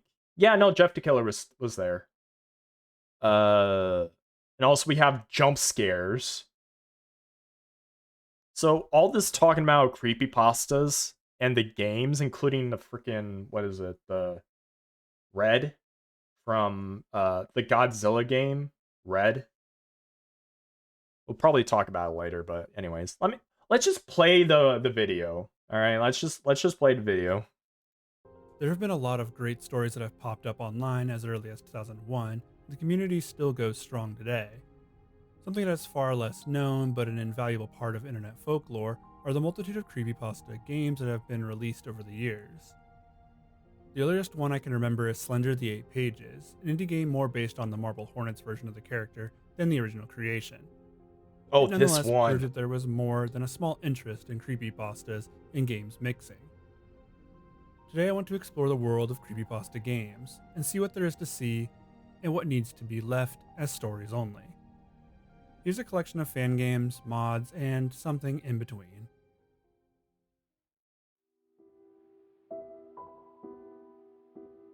What? JVK? I feel like I recognize that one. Bethesda games are some of my favorite to explore. Wait a minute. Getting lost in the vast worlds was strange, mysterious, and... Wait a minute. Is this the radio stuff? Like you killed Three Dog, and then you get the reports for the numbers that like will come true.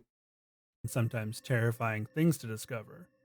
Of all the Bethesda games, I've never actually sat down to play all the Wait a way minute. through. No, it's not. No, it's that mod that the guy had this creepy stalker that will come at you and you're losing health progressively while being stalked.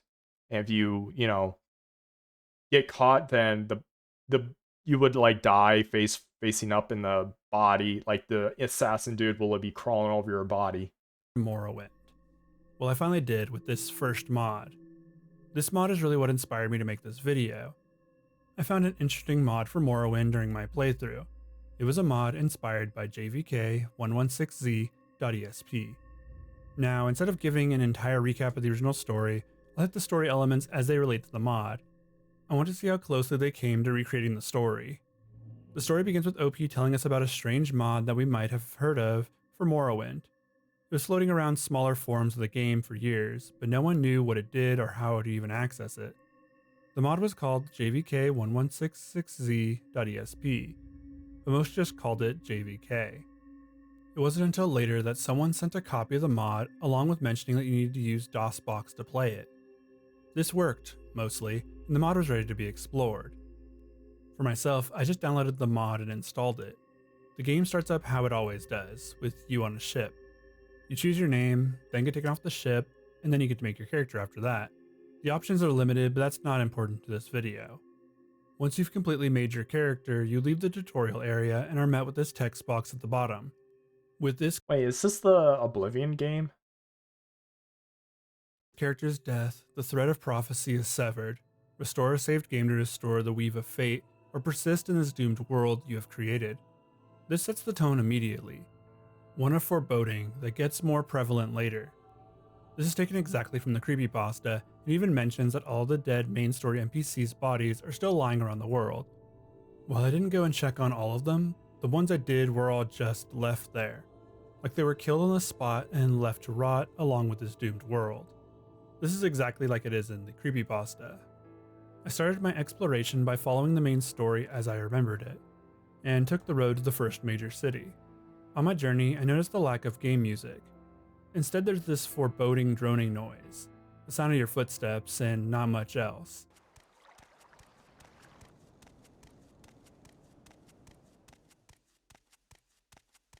Oh, sounds like Dallas Nest's ambience.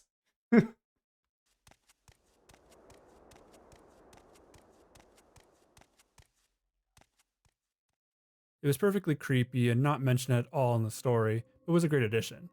This leads directly into the main thread of the story. That's this entity that follows the player around and is supposed to lower the player's health slowly over time. What's causing the health loss is unknown at first, until OP dies and then he sees it. There's this creature in the Dark Brotherhood armor, but it's completely textureless and black. It was seen crawling all over OP's body after it killed them. I still cannot tell what this is. Like, is he like grabbing a guy, or is this the body, or I don't even know what I'm looking at. This is the real creep factor from the story, but it's not handled quite the same way here. Instead of it crawling around the player and hurting them over time, it instead pops up randomly and attacks you. It screams die and hits for 2 big hits at odd intervals. The first time it happened, it was genuinely unnerving. It happened a few times before I made it to the city, and I almost died before I could make it in. That made it incredibly tense because it could pop up at any time, kill me, and I would have to start over from the very beginning. I did eventually make it to safety, slept. So was it the void person that was the assassin? It said textureless, but then it showed something with texture, so I don't know what I'm supposed to be looking at. And was ready to continue to explore this doomed world. I wanted to use the creepypasta as a guide to complete the mod. So in the story, there should be an NPC with a cloak made of stars named Tyrius. He was found at the Temple of Ghostgate. That would be where I headed next. I left the building where I joined the Fighters Guild and saw the sky had changed. It was just like the story where the sky was supposed to represent our real sky. In the story, it's 1-to-1, but here it wasn't quite that. But it still looked. Does the sky have eyes? Good for Morrowind. This is also when I saw the NPCs were following the story more closely than I thought they would. Many of them were outside, and when hailed would tell me to watch the sky. This is my favorite part of the story as it's so cryptic and foreboding. A message of things to come, but never realized. Just like in the story, when the sun arose, they would go back to normal. When they were telling you to watch the sky, they couldn't be interacted with in any other way. After enjoying the view for a while, I decided to make my way to Ghostgate. It was in a place that would be hard to navigate without proper equipment. I grabbed some better stuff and started the trek between the mountains. I died a few times trying to access this area, but eventually did make it. And there he was, starry cloak and all. His dialogue wasn't voiced like in the story, and what he said to the player wasn't actually mentioned there either. Here you have actual dialogue and a quest he sends you on, one where you need to enter a place called the Citadel, and you need to watch the skies. He says, "Do you feel it? Something has changed. The world is dying. Salvation lies within the secrets of the ancients. Find the Citadel." This follows the story pretty well and sends us on our next quest for the. Is this like the actual quest in Morrowind? Morrowind? Citadel. The Citadel lies on an island to the west of the shoreline of Morrowind. There are many ways to get there, but I chose to swim. This took me 3 in-game days, mostly because I had to fight so many monsters on my way. It was a pretty somber. Wait, while you're swimming? Experience, swimming across the sea. I just had to keep moving. The sounds of the waves and the lack of music really increased the tension. I wasn't visited by the assassin while I was out at sea, though. I finally arrived on the island and entered the secret Citadel stronghold. Now, just like in the story, the Citadel is packed with multiple floors and all of the hardest enemies in the game. It was a slog to make it to the bottom, but this part was very faithful to the story. This is also the part where OP leaves the expedition into the mod. Traveling down the Citadel's levels leads you to this room. In it, there are portraits that float ominously in the air and always face towards you. There are supposed to be pictures in these frames, but my mod broke at this point, so I wasn't able to see the images. The frames still facing me were pretty creepy though. What if those pictures were from your hard drive? Then there's the door at the end of the hall. Is that what he meant? The Room meant? of Desire, and it requires an insane lockpicking skill to even attempt to unlock it. The room is effectively where the story ends for the mod, but not where it ended with the actual story. Everyone on the board gave up at this point except for one guy. He figured that there was a time element to the game and surmised that the door would open after it had been long enough. He wanted to stay awake for 24 hours in game to progress to some celestial event, which would be a problem since the assassin attacked the player if they stayed still too long. The longer the guy stayed active in the game, the weirder things got. First, the assassin started screaming. Then new characters would appear in the distance but run away when approached. Oh yeah, wasn't this the dude that was staying up for like multiple days? Like during college? Also when other players started reporting seeing the assassin in their non-modded Morrowind saves. This all leads to the guy who had been determined to get the door open, saying that he saw something. Something in real life. He'd woken from a dream where he was being talked to by the game. He could hear a soft tapping at the window to his left. This was the last message that the author would receive. Yeah, because you haven't slept, you idiot. So the mod doesn't go nearly that far, but how could it? There were quite a few interactions with the assassin that haven't been added and don't seem possible, like it crawling all over the player, crawling on walls, and draining your health over time. The health mechanic might be, but it was never added. Overall, I think the mod does a really good job of creating a lot of what worked in that original story. It has some limitations, but it feels like you stumbled upon a creepy mod, one that has something more to say but never gets to. The ending being left to the reader to decide is what made the story so popular. There's no author attached, and to this day, I don't think anyone has come forward to claim the story. The story was re-uploaded to the wiki a day after it was uploaded online. It's a great story and now has a very fun mod attached. One that I hope someone finishes completely someday. But will it? The theater? I mean, this isn't... Oh, wait a minute. I think this was just been showing. Okay. Another popular gaming creepypasta from the golden era was The Theater, a story about a strange, rare game by the same name. The story is essentially the narrator's exploration of it and trying to figure out how and why it exists. They explain the strangeness of the disc and the case.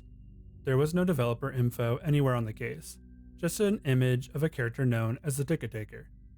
He was on both sides of the jewel case. Wait, why is he different? The game had a weird install that took some time to figure out. It would freeze your PC on the user agreement menu. Someone figured out that you had to restart your PC when this agreement came up and keep the disk in the computer. When it came back on, it would continue with the installation. As far as fan games go, this was a faithful recreation that I found at Itch.io. It was created by Late Night Tom, and I will include a link to the game in the description if you want to check it out for yourself. Ooh. It's a very short experience, but a faithful one. The screen shows the theater from the outside on a city street. 3 options are available, but you can only really click on New Game. You then load into this low-poly movie theater lounge. There are movie posters on the walls, which I think are from real movies, but it's really hard to tell. At the center is the man mentioned in the story. It's the Ticket Taker. He stands rather ominously at the center of the entryway to the rest of the theater. In theory, you're supposed to click on the posters and then proceed in to watch that movie. But you can just walk in and he'll tell you, "Thank you. Please enjoy the movie," in a robotic voice. The game then loops back to you being in the lobby. This is just like in the creepypasta. The Ticket Taker would say this line and you'd be reset to the lobby each time. During my playthrough, I clicked on each poster in the lobby. They were removed from the wall, but nothing seemed to change. I continued down the hall over and over, knowing that something had to change eventually. I stopped to look around and saw that there's a window that looks outside. It was almost liminal, seeing that there was nothing for miles outside, just darkness beyond the road. Well, yeah. Like, you're expecting a full city or something? That's kind of normal. On my 7th or 8th run through the lounge, I finally saw something outside. The Ticket Taker, or a different version of him, stood there. He didn't do anything, just stared into the building. It caught me off guard the first time I ran through, because I honestly didn't expect him to be there. It was a deviation from the story, but a welcome one. Eventually the Ticket Taker will disappear from his spot. You can still enter the hallway, in fact, you're supposed to.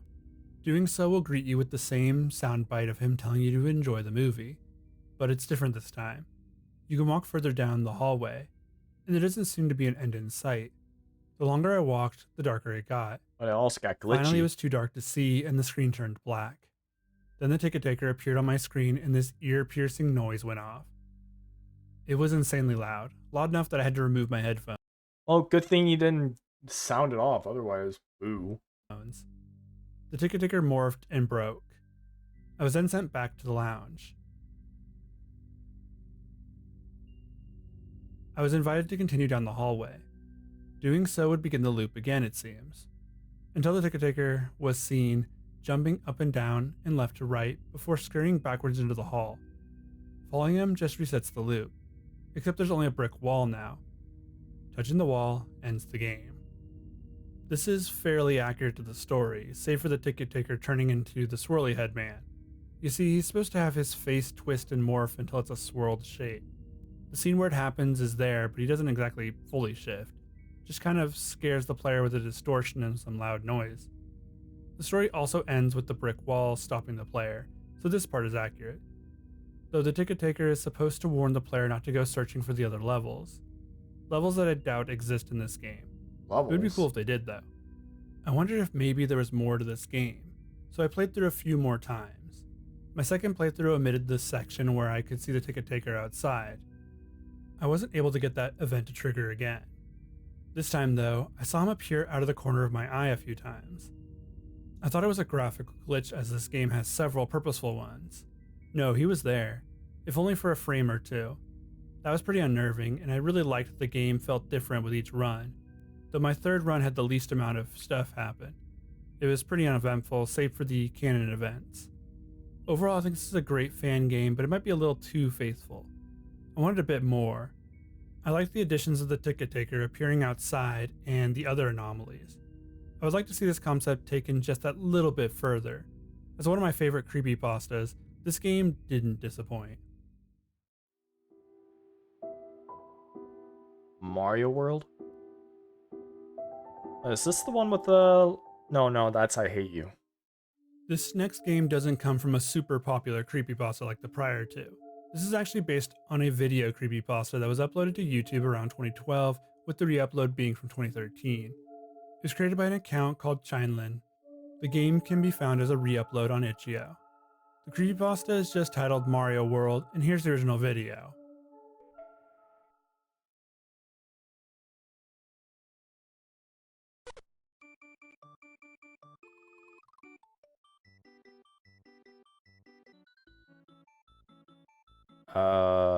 Is Mario not supposed to be here?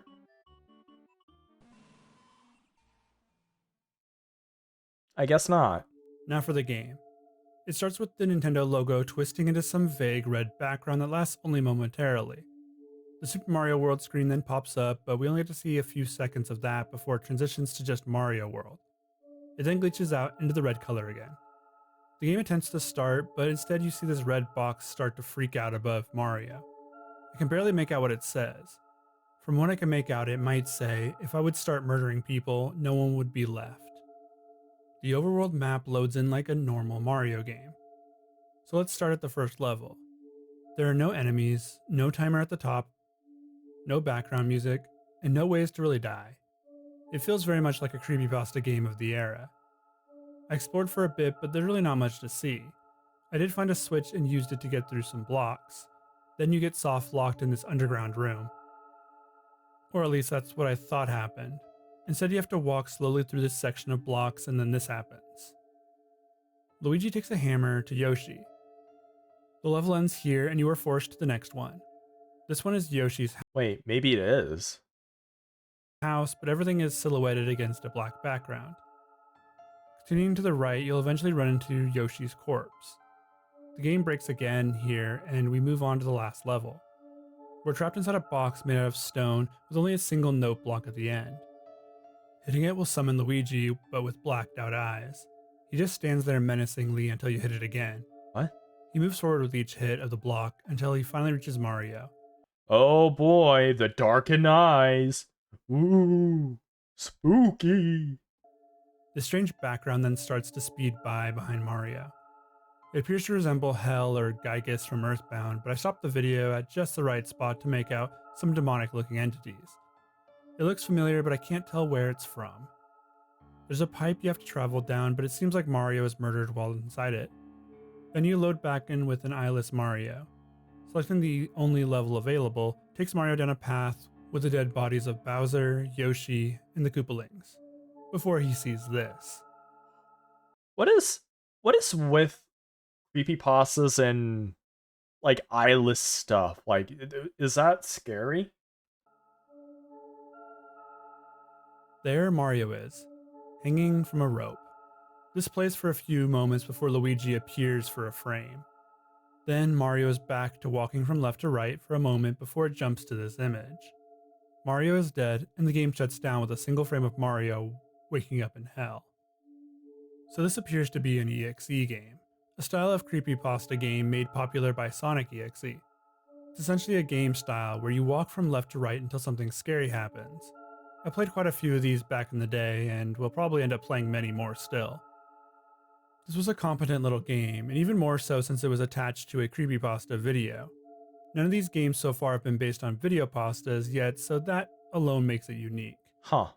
I would say that it wasn't the most unnerving, but finding that original video late at night as a kid might be, which is when most would have found it. I wish there was more of a story to be told here. There was clearly a lot of effort put into the animations and everything, but that alone doesn't carry a story. Maybe some hidden messages or something. I would take even a companion written creepypasta to go with it. That could be something worth investing time in too. The Smiling Man. Why does that sound familiar? Now we come upon a different kind of creepypasta once again. This is actually a Reddit story that someone posted about a strange encounter they had. Not really a creepypasta per se, but it kind of falls under the same umbrella. Here we have the Smiling Man remake, which is a game based upon the Reddit story. If you Wait a minute. Is that the Smiling Man, the one who was dancing around? And the writer thought he was drunk, so he went to the other side of the road. And then the Smiling Man like stood there, looked, and started walking towards him. If you want a full rundown of the Smiling Man or the cryptid he might be, you can find that on my channel.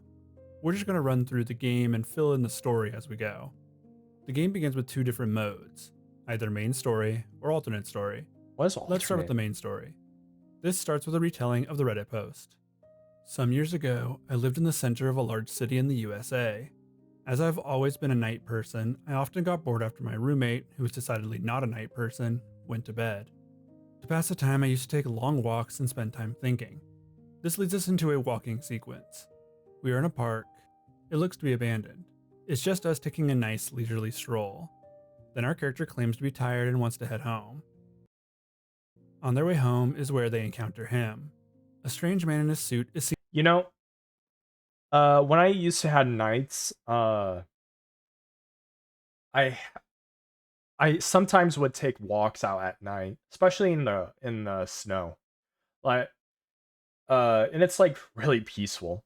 Like you only see like a handful of cars passing by. Sadly though, it's a freaking noisy apartment area. Walking down the street from us. We're forced to walk by the man, who then turns to stare at us. He then waits for us to pass before crossing the road and dancing towards us. He does so in this strange tiptoe like a waltz. He approaches us before doing the same movement in the opposite direction. Just as you think he's left, he starts to run straight at us. We start to book it back to our place, staying just a bit ahead of him. We make it just barely out onto a more busy area and turn to see that the man is gone, like he was never there to begin with. This story follows the original to a T. It's a very short story, so it was able to include everything that happened. It followed the story very well, but it didn't make for an engaging game, unfortunately. There just wasn't anything to really explore or anything to do besides run. A faithful adaptation, but not much to see. Let's tackle the alternate story next. This starts out very similarly, but in a different Maybe it's a lot more fun. Location. Here we are out in a more rural looking neighborhood. Our character decides to get some groceries late at night for some reason. As we make our way out of the store, we see the Smiling Man standing off to the side. He just watched us go by but doesn't stop or follow us. We arrive at the gas station, pick up our groceries, and leave the way we came in. On our way back, we see the Smiling Man again, kind of posing behind a bush. He doesn't interact with us in any other way, so we enter our home for the night. I would like to mention that there is a jump scare that pulls your eye to the Smiling Man, so you could miss him, but the camera is pulled directly to him. The next night we headed back out. This time we encounter the Smiling Man on our walk and he dances towards us. Again he leaves and we are alone. This doesn't last for long as he is soon chasing us down the road. We are running away from our house and in the direction of the gas station. We outrun the Smiling Man and barricade ourselves inside. Oh. We see that the gas station attendant is dead, and if we examine the body, we get our first ending. The Smiling Man breaks in and kills us. Ending 1 of 2. The other ending requires us to instead examine a set of car keys found inside the gas station. From here, we can leave the shop and start the car next to the building. We drive away from wherever the Smiling Man is hiding. This game is very minimal in its presentation and gameplay, more like a mini experience than a game. Well, I mean, that's fine. Something you play on stream or with friends. It has a good bit of atmosphere, but doesn't really let you revel in that for long before it's over. The design for the Smiling Man looks great, and the overall presentation is nice. Maybe a little more gameplay would help to elevate this. The story is interesting, but the alternate story could use more. Maybe make it last a couple of nights instead of just 2. Either way, that's The Smiling Man, a game based on a Reddit creepypasta. Easter egg snow on Mount Silver? Wait, is this the Pokemon? This is the only Pokemon creepypasta game in the video. Oh, okay. Easter egg Snow on Mount Silver is probably one of the more popular Pokepastas, but not one that I remember getting a game. It did get a game, so let's check that out. Now, I haven't read the story in a while, so I had to go back and read it again. Bear with me as we get through this together. The story is about 2 siblings who grew up on Pokemon games, starting at Red and Blue and ending on Ruby, Sapphire, and Emerald. The narrator says that her brother broke one of his games with cheats from his Game Shark, but takes that as a challenge. His sister takes the opposite road and decides to never cheat in her games. This all leads to the brother finding something in his game. That something was an Easter egg not supposed to be found in the game through normal means. Well, that's what the narrator thinks, as she loads up her brother's game. At this point in the story, he had to go to a hospital for a serious episode. So this is where the game comes in. So let's jump to that. The game was hard to run for some reason, as I kept crashing before I could even play it. The workaround was to download a version that skips the intro movie. This worked for me and we were in. The game starts with the typical startup screen for Pokemon Silver. New, load, and options were available to be clicked. Clicking on load brought me to a player card with the name Blake, the brother's name in the story. They had 16 badges, a complete Pokedex, and a time played of 99959. So far the game was following the story as closely as it could. When I loaded in there was this static filter on screen which represented the snow, just like in the story. I clicked through the menus and saw that everything looked the same as in the story. I wasn't able to use anything in my bag either. I checked out the character card next and saw that he was gray. This is another part that comes directly from the story. The same Pokemon team is present as well. Nothing left to do but to explore now. This is when all the messages start popping up. First, I'm cold. This was stated by the character. Next, each of my Pokemon started to die. A message would appear stating this. I continued to the next room and found a creepy version of Celebi. I'm gonna be honest here, I completely lost the thread of what the story is. I'm not a Pokemon person. It used Perish Song on me, and then I was transported to another area. Text kept popping up on the lower screen. It's so cold and, Mother, I can't go on. I crossed over to another room and found Red. He challenged me to a battle. His character model popped up on screen and it looked like he was also freezing to death. Both character models looked this way. What was even worse was the sprites for the Pokemon. Each one had a distinct rotting quality to them that even extended down to the Pokemon's cry. They were all level 0 just like the story and basically killed themselves with a single attack. They each used struggle and then perished. The sprite work here looks great. Each one looks pretty messed up, but the Espeon one looks kinda goofy. Pikachu is also more of a creepypasta design than an actual zombie Pokemon type thing. What is with Pikachu? Looks like it has like zippers for teeth. The designs have nothing on Red though, who we see momentarily after the battle's over. He's missing a leg and both arms. It also looks like his brain might be showing through his hat. The screen fades after the last Pokemon faints on screen. Then the phrase, ... use Destiny Bond, shows up and the game ends here.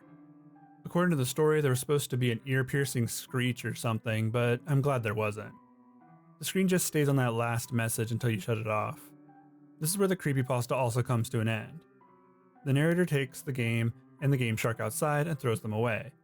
She continues to play Pokemon, but only her older games, and her brother gives up on them forever. The game follows the story beat for beat, and that's good in some ways, and less so in others.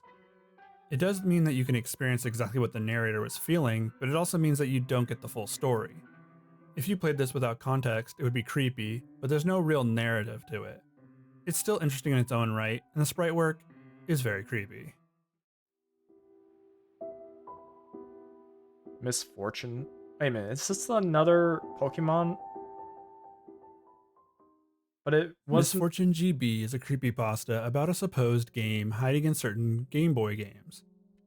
Oh, no it wasn't. Okay, never mind. I was thinking back at the thumbnail uh, of the same title, but I guess it wasn't. Only certain copies would have this specific game hidden in their files. Those games are Pokemon Red, Link's Awakening, Spud's Adventure, Poochie Karat, and Atelier Mary. The game was said to bring about misfortune for all who played it and lost.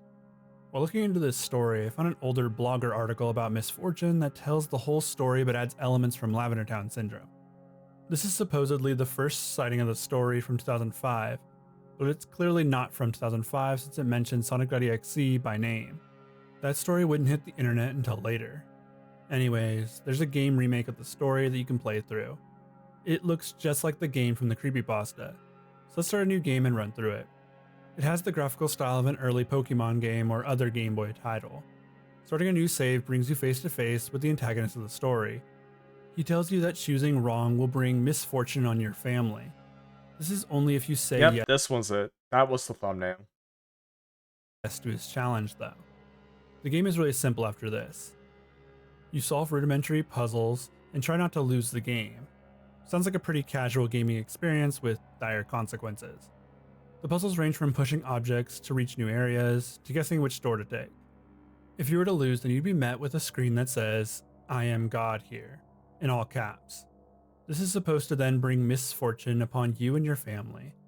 I saw this screen many times near the end. There's this section where you have to guess which set of stairs to take 6 times in a row correctly. The only way to do this is with trial and error. There's nothing else you can do. No clues or nothing. So if you travel the right path, you'll end up at the ending where the being claims that you've bested it. The curse is now lifted and everyone else who has been cursed is fine now, I guess. So this ending doesn't exist in the story. The story more or less ends with the narrator explaining that someone they knew discovered the game and was cursed by it. There is no happy ending there, but I suppose this version wanted there to be an actual conclusion. It takes away some of the mystery of it all, but I suppose that's fine. The game was hardly scary and was more just annoying with the amount of times I died, and that. Yeah, because, like, if you can do a trial and error and stuff, then what's the point in a life-threatening thing? I mean, just do it over and over, unlimited tries. One guessing area. It played the same song over and over again as well, which was a bit annoying. I like the story, but the game could have been a lot better. Sonic.exe. Did you know that there's an actual online PvP for that? Similar to Dead by Daylight? Sonic EXE is one of the original creepypasta games, and for sure the one that created the EXE game subgenre. Something that we won't be getting into in this video. I wanted to play through this game again for the simple nostalgia of it. That's all there is to say, really, so let's check it out. Sonic.exe is a story about a haunted copy of Sonic the Hedgehog. The creepypasta was so popular that a fan game was created that follows it nearly 1-to-1. The story follows a guy who receives a copy of the game from a friend with a warning to destroy it. He then goes on to not do that and play the game instead. Everything that he sees is what we'll see in the game. First, the game starts like the first Sonic game does. The screen looks normal until it shifts for a frame into the EXE look. This hollowed out black eye sockets with the red pupil and bloodstream was a very popular creepypasta look in the early 2010s. Oh god, is it ever. Freaking, it's also edgy too, with the whole blood, the red eyes, the black eyes, red irises, freaking, like, glowing too. Most likely popularized by the Zalgo edits that were everywhere back then. The game takes you to a data select screen just like the one in Sonic 3. Here you can play as either Tails, Knuckles, or Eggman. Well, you actually have to play them in that order. So you pick Tails and this laugh plays in the background.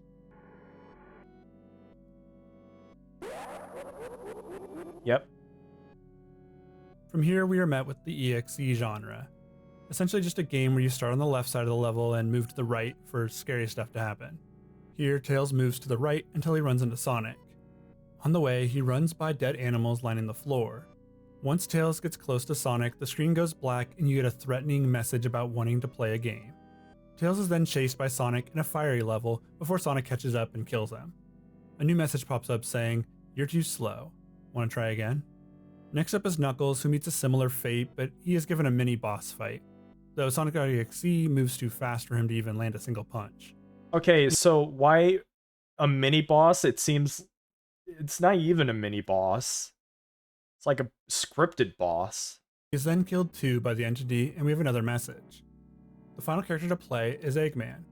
In the original story, the narrator notes that this would be the first time he was ever able to play Eggman in a 2D Sonic game. You pretty much do the same thing of running to the right, only this time he has a bunch of stairs to run down. He too is caught and killed by Sonic, and then we are brought to this screen. The I am God screen, as it would later be called. That looks super non-threatening. It looks like a freaking texture. Like someone just ripped the texture and started like putting that on there. It's like, yep, all good.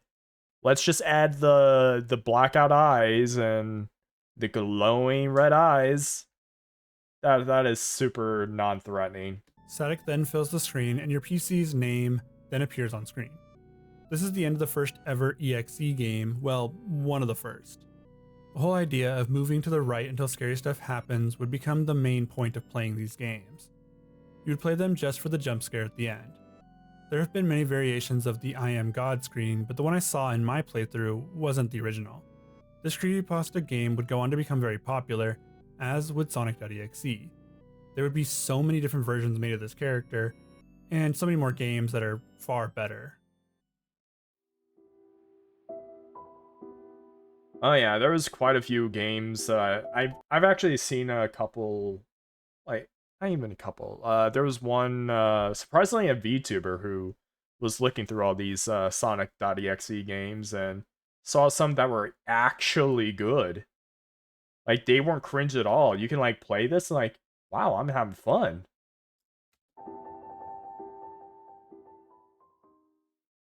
This next game isn't based on a specific creepypasta, but it's actually based on a whole genre of creepypastas. This is the Shadow Ritual, which is based on ritual pastas. I've had many people tell me that their favorite genre were ritual pastas, but I haven't ever seen a game try to replicate that vibe. This game is very simple, but I like the look of it. You play as a person who wants to complete the Shadow Ritual.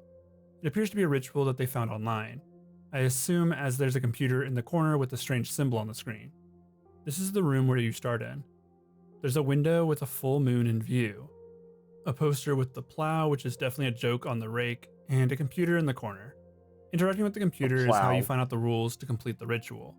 These rules are pretty simple to follow.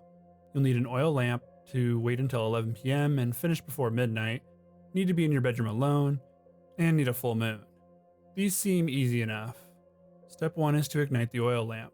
Step 2 is to hit your light switch 5 times. Step 3 needs you to stand in front of your window for 10 seconds or until you see an omen from the window. Once you see it, you must close the curtains quickly.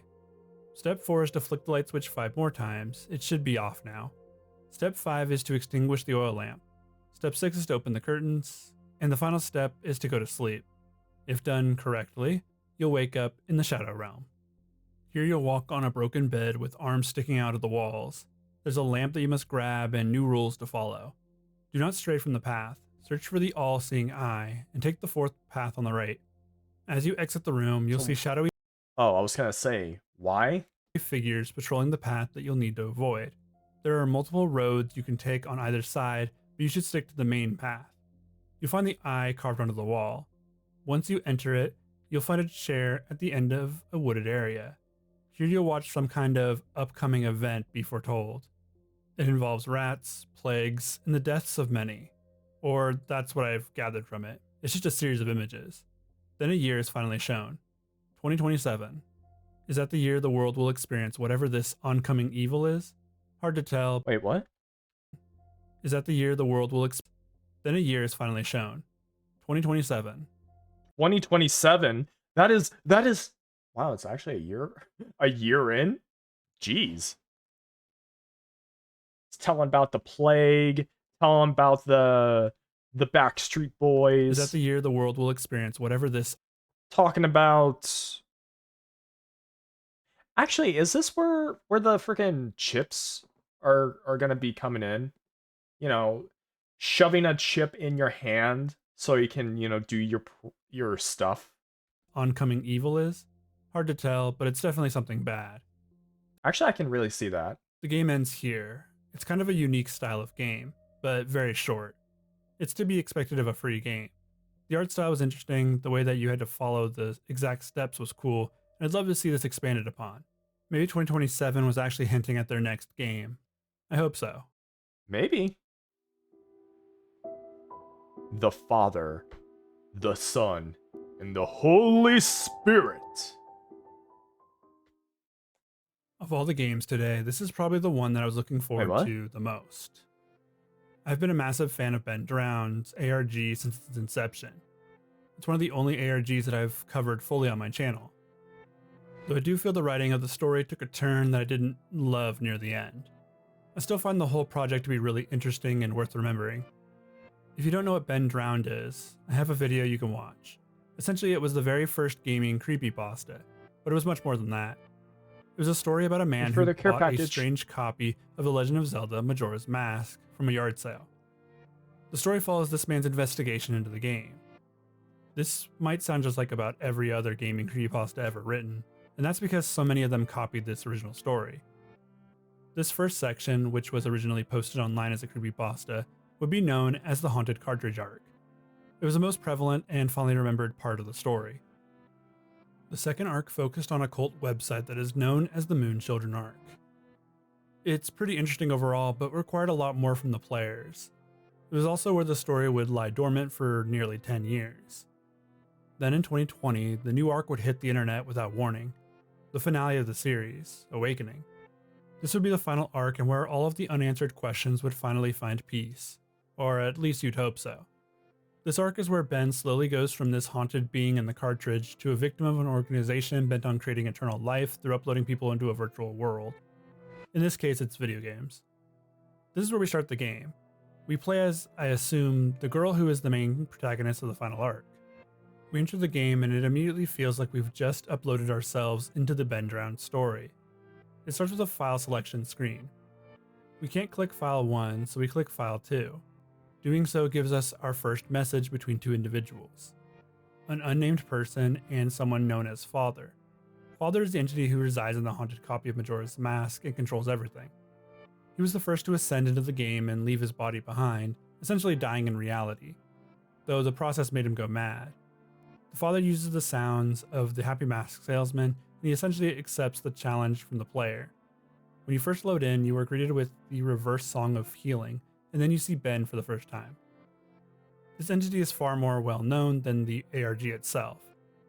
Ben warns you that trying to help is useless, saying that you'll just cause more pain. Then you load into the clock tower and you are free to explore a small section of Clocktown.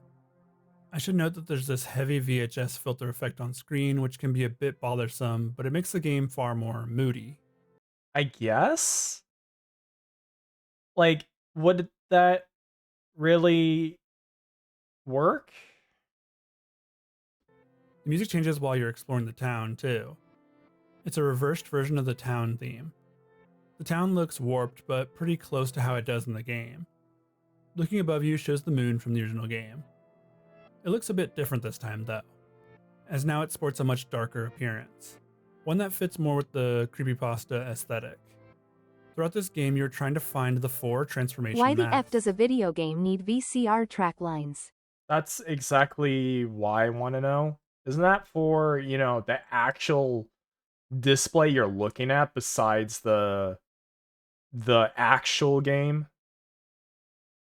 Because, for instance, if my game is a lot darker, are they confusing VCR for old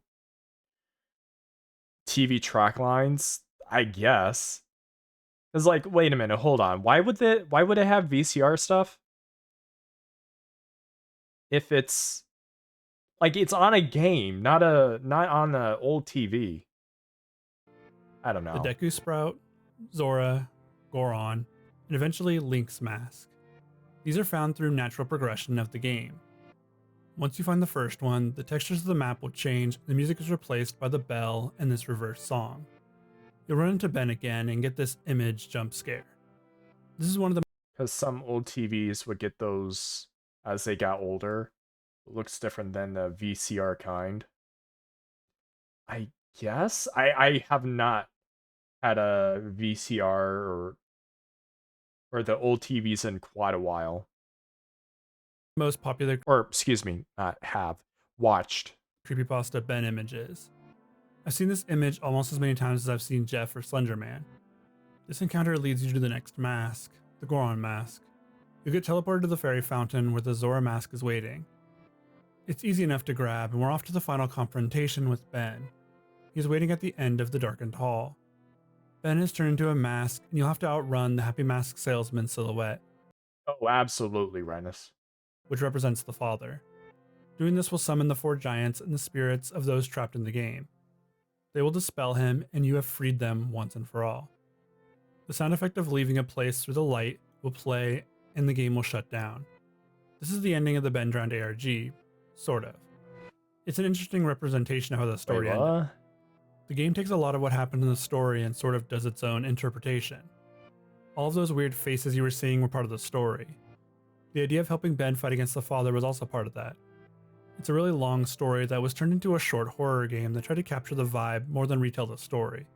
On that front, I think it did a great job. It was an enjoyable, if short, creepypasta game. Oh, so it was trying to be similar to the Ben Drowned, but taking inspirations from it. Okay. We arrive at the end of our journey, and what have we learned? Creepypasta games, while not as popular as other indie horror titles, do have some gems hidden in the rough. From games that created whole subgenres to games that just wanted to capture the vibe of their inspiration. This isn't even half of the creepypasta games available to play right now. Oh, of course. I didn't touch the multitude of Slender games or the vast collection of EXE games. With creepypastas, there's always another one to read or play or experience. You just have to know where to look. Special thanks to my Patreon supporters. Yay. Thank you, Sacro Man. Alright, I am gonna be heading out. Let's send every one of you to someone cool. Yeah, thank you for sticking around.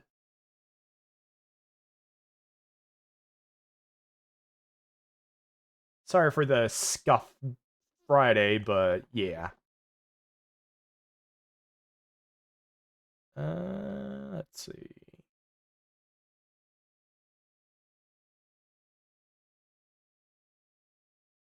What are you doing? Oh, someone's doing Super Mario Galaxy. All right, let's go and raid them.